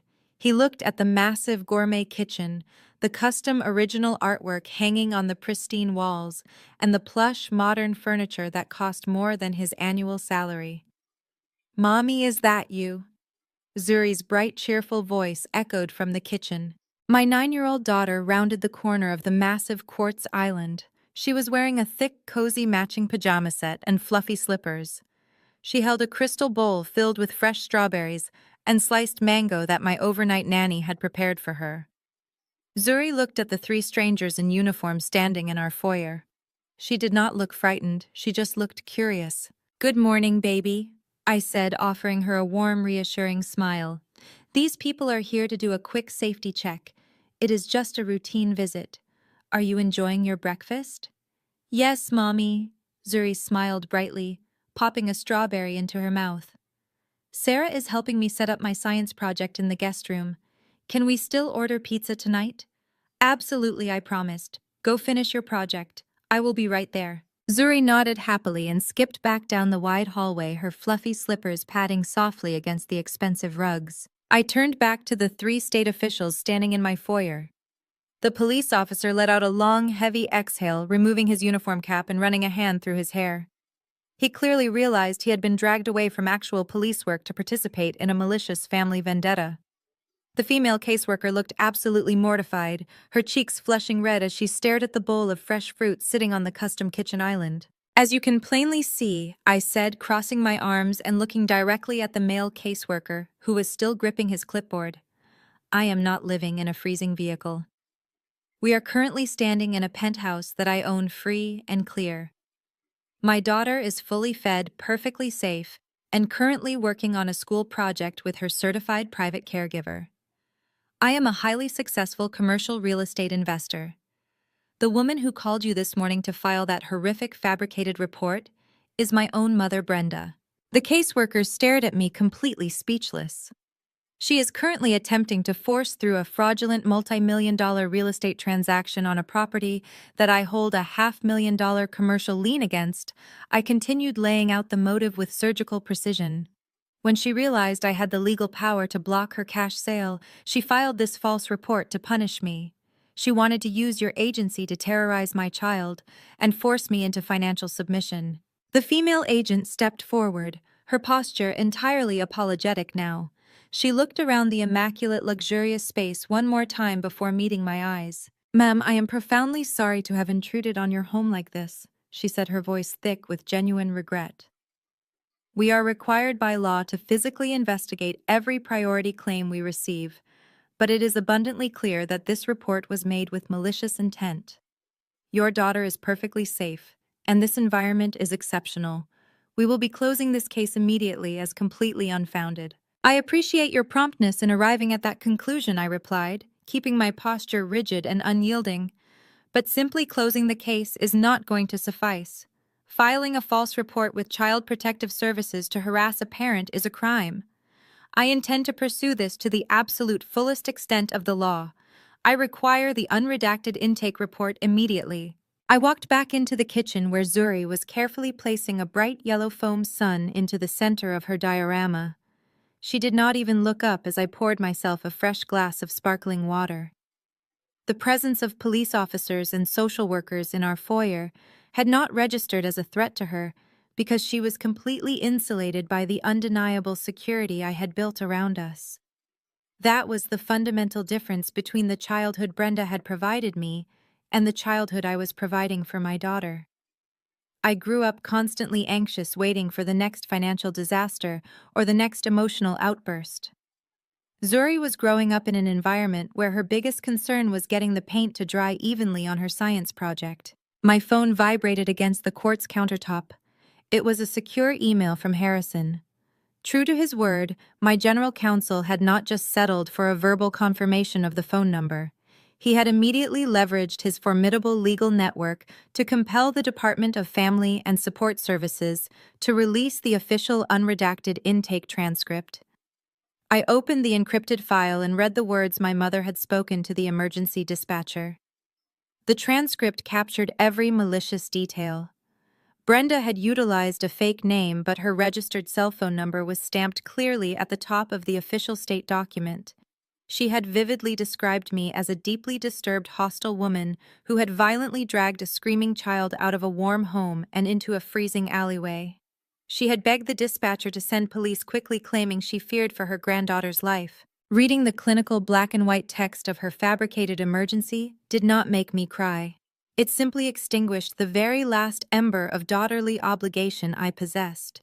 Brenda was willing to send armed police officers to confront a black mother and child in the dead of winter simply because she wanted to secure funding for Chloe's imaginary candle business. She was willing to risk Zuri entering the foster care system just to maintain her own social standing and stroke Connor's inflated ego. The gloves were not just off, the entire arena had been demolished. I forwarded the unredacted state report to a secure folder and dialed Harrison directly. He answered on the first ring, his tone completely strictly business. "We have the intake report," I said, keeping my voice low so Zuri would not overhear the legal strategy. "Brenda's phone number is cemented on a sworn government document. She committed a felony class offense by initiating a false child abuse report. We are going to hold this specific piece of evidence in reserve until the absolute perfect moment." "Understood," Kendra Harrison replied, the sound of keyboard clacking echoing in the background. "I have also finalized the strategy for tomorrow morning. The buyer's attorney, who is representing your anonymous corporate entity, is fully prepped and ready for the 10:00 closing. Connor and your family have absolutely no idea who they are actually dealing with. Give me the exact breakdown of their current legal exposure." I requested walking over to the floor-to-ceiling windows to watch the snow swirl around the downtown skyscrapers. "It is a total bloodbath," Harrison said with a dark professional chuckle. "Because Connor listed the property and accepted your all-cash offer while failing to disclose the $500,000 commercial lien, they are currently in material breach of contract. Your corporate entity deposited a massive earnest money sum to secure the aggressive closing timeline. When they fail to deliver a clean title tomorrow morning, your entity has the absolute right to demand specific performance or pursue severe financial damages for the fraudulent misrepresentation. Connor's brokerage will drop him instantly to avoid liability. He will be personally sued for the broken contract, and the State Real Estate Commission will launch an immediate investigation into his licensing based on fraudulent disclosure." "And the property itself?" I asked, watching a plane cut through the dark winter sky. "Because they are in default on the original loan you issued through Apex Holdings. We are initiating the foreclosure process on the brownstone tomorrow," Harrison confirmed. "Brenda will be legally evicted. The house will revert entirely to your portfolio. They are walking into that law office tomorrow, expecting to walk out with $2 million in cash. Instead, they are going to walk out with crippling legal debt, a destroyed career, and absolutely nowhere to live." "Perfect," I said, my voice a sharp blade of absolute certainty. "Make sure the buyer's attorney sets the trap exactly as we discussed. I want them sitting at that conference table, sweating through their clothes before the hammer drops." I ended the call and spent the rest of the evening focused entirely on Zuri. We ordered a massive gourmet pizza from a famous local Italian spot and ate it right out of the box while watching animated movies on the 80-inch television. I brushed her hair, tucked her into the plush hotel-quality bedding, and read her a story until she fell fast asleep. Looking at her peaceful, resting face I felt a profound surge of protective power. I had built an empire to ensure she would never feel the cold sting of poverty or the bitter pain of family betrayal. The night stretched on, but I did not sleep. I sat in the dark living room, illuminated only by the glow of the Chicago skyline. I imagined the scene playing out just a few miles away in whatever cramped space Connor and Chloe were currently occupying. I pictured Connor pacing the floor, clutching a glass of cheap whiskey, frantically reviewing real estate laws he barely comprehended, trying to find a loophole that simply did not exist. I pictured Chloe crying over her ruined brand launch, blaming everyone but herself for the catastrophic failure of her entitlement. I pictured Brenda lying awake staring at the ceiling, wondering why her malicious call to Child Protective Services had not resulted in a desperate begging phone call from me. They were trapped in a pressure cooker of their own arrogant design, and the heat was rising by the second. Friday morning dawned with a blinding, brilliant sunshine that bounced harshly off the ice-covered city streets. The winter storm had passed, leaving a frigid, beautiful landscape in its wake. I woke up feeling completely energized. Today was the day of the closing. Today was the day the illusion of their superiority would be permanently shattered. I took my time getting ready, treating the morning routine like putting on armor for a highly anticipated battle.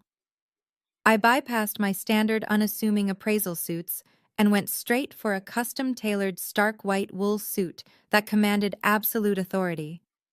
I paired it with a silk emerald blouse, sharp black stilettos, and minimal but expensive gold jewelry.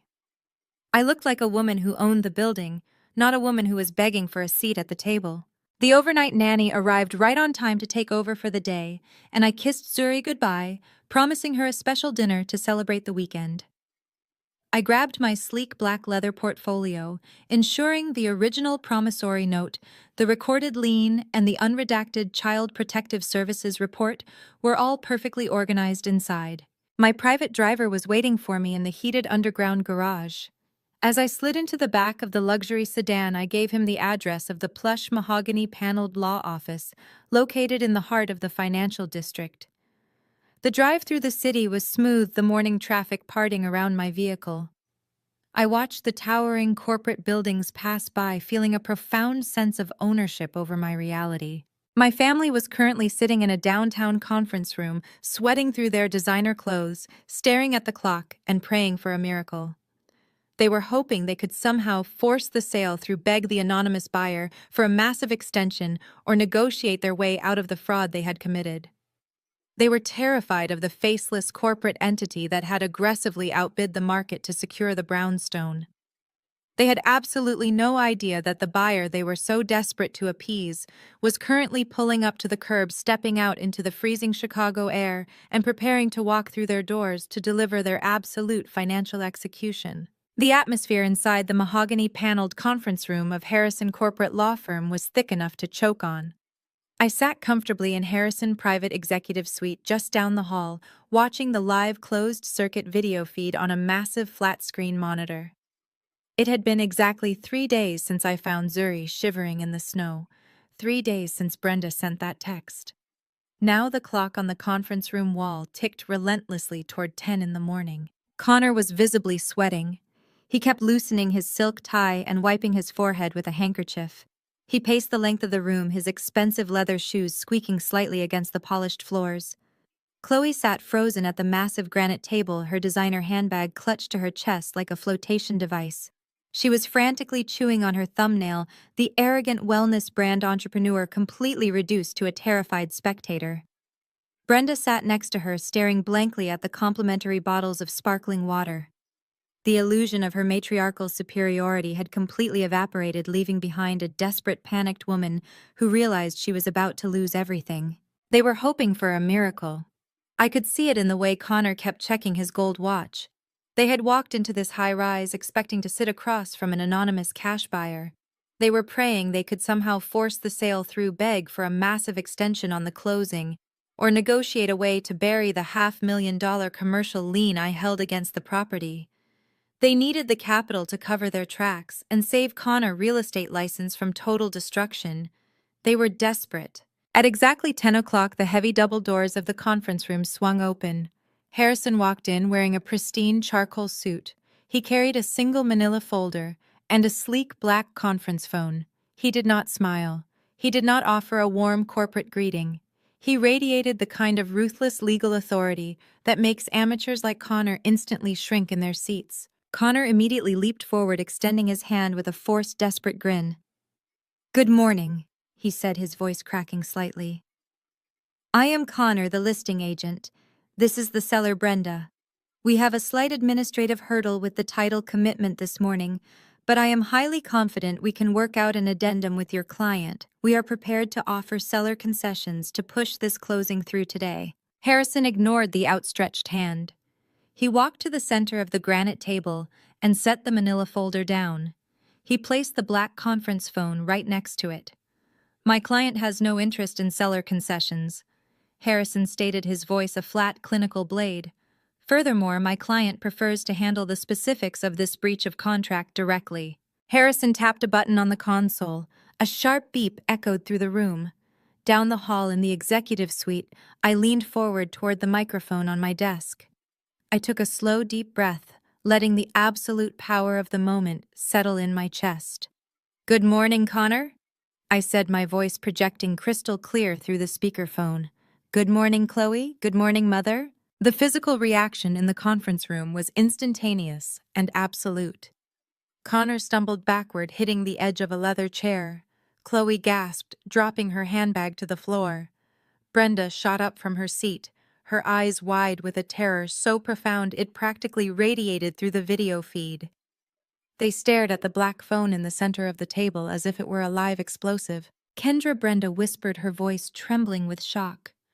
"What are you doing on this phone? Where is the buyer?" I smiled even though they could not see me. "I am the buyer, Brenda," I replied, keeping my tone perfectly measured and utterly lethal. "I am the sole proprietor of the corporate entity that submitted the all-cash offer on the brownstone. I am the anonymous investor you have been desperately trying to appease." The absolute horror washed over their faces as the reality of the trap snapped shut around them. "You see, Connor?" I continued, leaning back in my chair. "I knew you were too arrogant and too incompetent to properly vet a corporate purchasing entity. You saw a massive cash offer well above market value, and your greed completely blinded you. You rushed the contract. You signed the seller disclosure forms guaranteeing a clean and unencumbered title. You legally certified that the property was free of any liens." "That is entrapment!" Connor shouted, his voice pitching upward in panic. "You set us up. You knew about the commercial lien because you hold the lien. This is illegal." Harrison stepped forward, leaning his knuckles against the granite table. "Actually, Connor, it is perfectly legal. My client utilized a standard blind trust for a commercial acquisition. It is not my client's responsibility to do your job for you. You are the licensed real estate broker representing the seller. You failed to conduct basic due diligence. You failed to pull a comprehensive title report. You signed a legally binding contract falsely claiming the property was clear. That is not entrapment. That is fraudulent misrepresentation, and you committed it in writing." Connor collapsed into the leather chair, burying his face in his hands. He knew his career was entirely finished. "Because you failed to disclose the $500,000 encumbrance to my corporate entity," I said, my voice slicing through the heavy silence in the room. "You are now in material breach of contract. My entity deposited a massive earnest money sum to secure this closing. Because you cannot deliver a clean title today, the sale is officially dead. However, the financial penalties outlined in the contract for your fraudulent breach are very much alive. You do not get a single cent from this sale, but you are now legally liable to my corporation for extensive financial damages." The conference room instantly erupted into absolute chaos. Chloe spun around and slammed her hands against Connor's shoulders. "You idiot!" Chloe screamed, her carefully constructed image completely shattering. "You told me you checked everything. You told me my brand funding was secure. You completely ruined my life. I am tied to your fraud now." Connor shot out of his chair, pointing a trembling finger at the speakerphone. "I am suing you, Kendra. I will tie you up in court for the next 10 years. I will tell the state licensing board everything. You are a manipulative sociopath." Sue me with what Connor, I asked, laughing softly into the microphone. You are about to be blacklisted by your own brokerage. The State Real Estate Commission will receive the fraud documentation by noon today. You are going to be drowning in legal fees just trying to keep yourself out of a prison cell. Brenda fell back into her chair and started sobbing heavily. The tears were real this time, but they were tears of self-pity. She realized that her golden child was financially ruined, her prized son-in-law was a fraud, and the daughter she had treated like garbage held the keys to her entire existence. She leaned toward the center of the table, her voice cracking as she resorted to her ultimate manipulation tactic. Kendra, please, Brenda wailed, gripping the edge of the granite. You cannot do this to us. We are blood. I am your mother. I gave you life. You cannot destroy your own family over money. Please, baby, just drop the penalties. Just release the liens so we can walk away. I am begging you. I stared at the video feed, watching the woman who had tormented me my entire life crying over a speakerphone.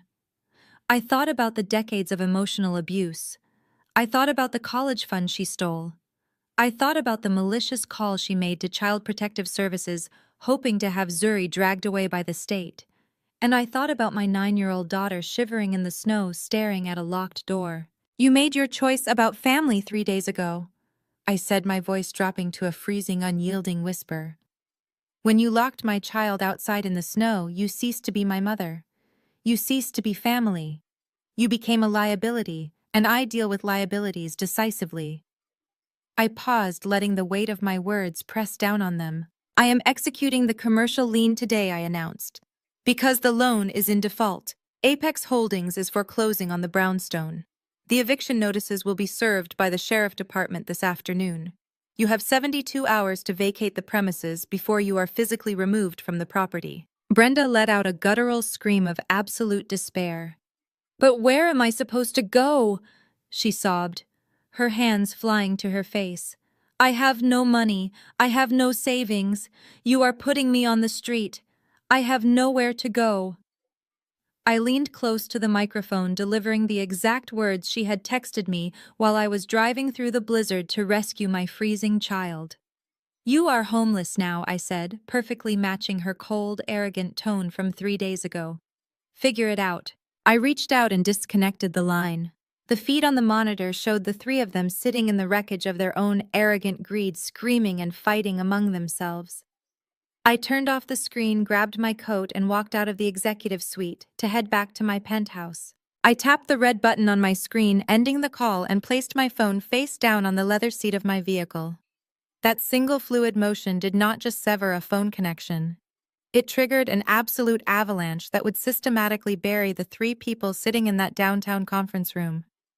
When you pull the pin on a grenade, you do not stick around to watch the explosion. You simply walk away and let the shockwave do the work. By Monday morning, the legal machinery Harrison and I had meticulously positioned sprang into lethal action. The buyer's attorney representing my corporate entity filed a massive civil lawsuit for breach of contract, fraudulent misrepresentation, and damages against Connor. But the financial ruin was only the first domino to fall. Harrison officially submitted the recorded voicemails and the forged disclosure documents to the Illinois Department of Financial and Professional Regulation. They did not hesitate. Connor's real estate broker license was suspended immediately pending a full state investigation into his fraudulent practices. His brokerage, the firm that gave him the arrogant platform he used to belittle me, reacted with ruthless corporate self-preservation. They fired him before noon on Tuesday.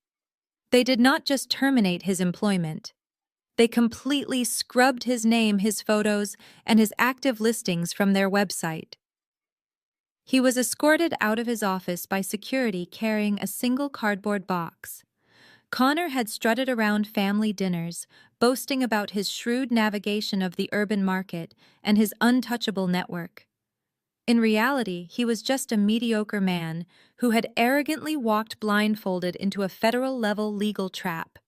Stripped of his license and facing millions in liability, his fragile ego completely shattered. The suffocating pressure of absolute financial ruin acted like a blowtorch on his marriage to my sister. Without the stolen equity from the brownstone to fund her lifestyle brand, Chloe's imaginary wellness empire evaporated into thin air. She had built her entire adult personality around being the pampered wife of a successful real estate investor. When the money vanished, the affection vanished with it. The walls of their expensive leased condo became an echo chamber for their mutual destruction. Chloe demanded that Connor fix the situation, screaming that he was supposed to be the business genius who took care of her. Connor fired back with vicious venom, blaming Chloe and Brenda for setting him up by hiding the commercial lien. The golden child and the white savior turned on each other like starved wolves in a cage. Within 3 weeks, the screaming matches escalated to filing fees. Chloe filed for a swift and bitter divorce, citing irreconcilable differences and attempting to position herself as a victim of his professional negligence.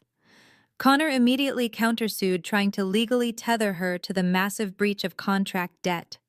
They were entirely consumed by the vicious dissolution of their picture-perfect union. Stripped of her mother's financial bailouts and drowning in legal fees, Chloe was forced to vacate their luxury rental.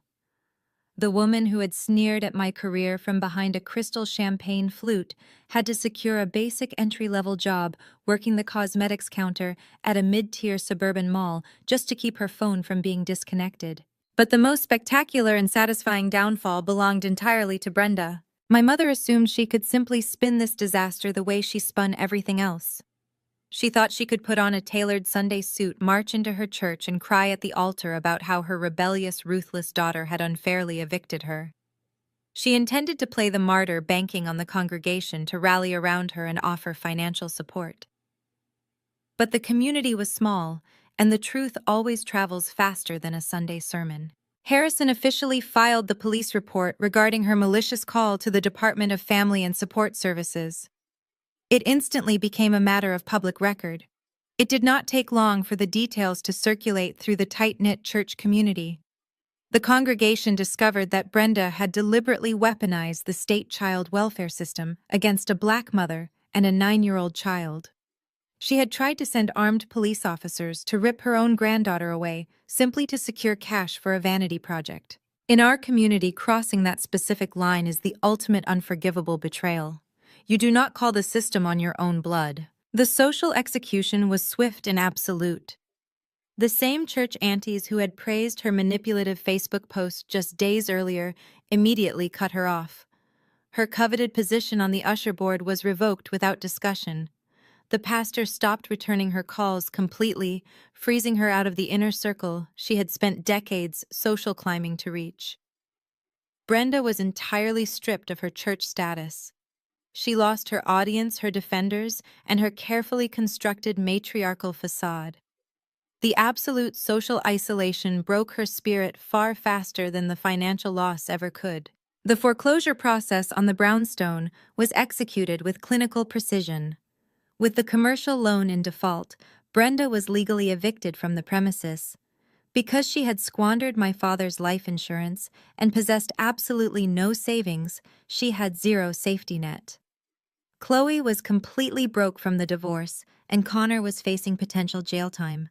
Nobody was coming to rescue her. The woman who had looked down her nose at my modest beginnings was forced to pack her designer clothes into heavy-duty garbage bags. She had to move into a tiny, cramped, low-income apartment on the far outskirts of the city. There were no original hardwood floors or custom crown moldings. Her new reality consisted of peeling linoleum, drafty windows, and the constant hum of the nearby expressway. She spent her days sitting in a tiny, dimly lit living room, completely alone, staring at the bare walls. Her phone never rang. Her social circle had completely abandoned her once the horrifying truth of the Child Protective Services call and the real estate fraud came to light. Brenda had built her entire identity on controlling others and projecting an image of flawless superiority. When she tried to destroy me, she inadvertently demolished the very pillars of her own existence, leaving herself trapped in a prison constructed entirely of her own arrogant greed. I stood on the sidewalk outside the South Side brownstone, holding a brand new set of heavy brass keys. The arrogant sold sign that Connor had aggressively pounded into the front lawn was completely gone, removed by my contractors weeks ago. The thick winter snow had finally melted, leaving the ground clear and ready for a fresh start. I pushed the heavy oak front doors open and stepped inside. The house was entirely empty. The expensive antique furniture Brenda had meticulously curated to impress her church friends had been liquidated to pay her mounting legal fees. Walking through the silent rooms, I felt absolutely no sentimental attachment. Every corner of this property held the echo of a toxic expectation. I looked at the formal dining room, where I was constantly compared to Chloe. I walked past the grand staircase, where Brenda used to lecture me on my inadequacies, telling me I needed to work twice as hard just to be considered acceptable. This building was a monument to generational trauma. I had absolutely no intention of moving my daughter into a space built on a foundation of conditional love and manipulation. But in the world of commercial real estate, we know that a structurally sound building can always be repurposed. It just needs a visionary to tear out the rot and rebuild the interior. I established a new nonprofit entity entirely separate from my corporate holdings. I brought in a team of elite architects and contractors, and we gutted the interior down to the very studs. We ripped out the dark, heavy paneling and the oppressive, suffocating atmosphere. In its place, we built something full of brilliant light and absolute purpose. Within 6 months, the property was officially reborn as a fully subsidized community center dedicated exclusively to young at-risk African-American girls in Chicago. I wanted to build the exact kind of safe haven I desperately needed when I was a young girl trying to navigate the weight of the world alone. We created a true sanctuary. The main floor became a collaborative workspace with state-of-the-art computers, coding stations, and financial literacy classrooms. The upper levels were transformed into mentorship suites, counseling offices, and creative art studios. I staffed the building with brilliant Black female professionals who were dedicated to empowering the next generation. The centerpiece of the entire renovation was the front parlor. It was the exact room with the large bay windows that overlooked the wrought iron gate where my daughter had been left freezing in the snow. I had the walls lined with custom mahogany bookshelves and filled them with thousands of volumes featuring brilliant, capable Black female protagonists. We installed plush velvet window seats, warm ambient lighting, and thick woven rugs. A polished bronze plaque was mounted directly outside the heavy glass double doors. It read, "The Zuri Reading Room." When I brought my daughter to the grand opening and showed her the gleaming plaque, she hugged me so tightly, I thought my ribs might crack. She watched dozens of young girls running through the bright halls laughing and learning completely safe and entirely welcome. The trauma of that freezing winter day was permanently overwritten by the profound joy of giving back to our community. The gate that was once a symbol of her exclusion was now propped wide open, inviting the neighborhood inside. Later that evening, we returned to our actual home. The harsh Chicago winter was finally giving way to a gentle spring, but the night air outside the penthouse windows was still crisp and biting. Inside, the climate control maintained a perfect 72 degrees. I stood in the massive gourmet kitchen, frothing whole milk and stirring rich dark chocolate into 2 heavy ceramic mugs. The smell of cocoa and vanilla filled the warm air. I carried the steaming mugs into the expansive living room where Zuri was curled up in her favorite velvet armchair, looking out through the floor-to-ceiling glass. I handed her a mug and sat in the matching chair beside her. We looked out over the glittering grid of the city. The towering skyscrapers, the winding river, and the endless stream of headlights cutting through the dark created a masterpiece of urban light. I thought about the woman shivering in her cramped, low-income apartment on the desolate outskirts of the city, wondering how she had lost her entire empire in the blink of an eye. Brenda had traded her daughter and her granddaughter for a fleeting illusion of superiority and a desperate grab at social status. She had played a ruthless game and lost everything. I had traded her for absolute peace. I took a slow sip of the hot cocoa, the rich warmth spreading through my chest and settling deep into my bones. The generational curse that had suffocated the women in my family for decades stopped right here at the top floor of this high-rise. Zuri would never know the cold sting of a mother's betrayal. She would never be forced to earn her right to exist in her own home or beg for scraps of conditional affection. She would only know security, unconditional love, and the unshakable power of her own absolute worth. We were entirely safe. We were untouchable. We were finally and completely free. The most profound lesson from this story is that true strength is forged in silence and unyielding boundaries.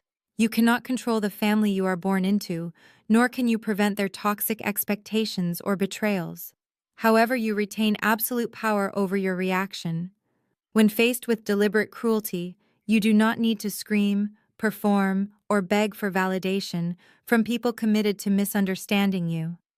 Instead, channel that energy into building your own independence and peace.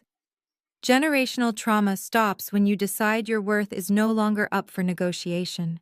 Sometimes the ultimate victory is simply thriving elsewhere. Share your own journey of setting healthy boundaries in the comments below, and hit subscribe for more empowering stories of resilience and triumph.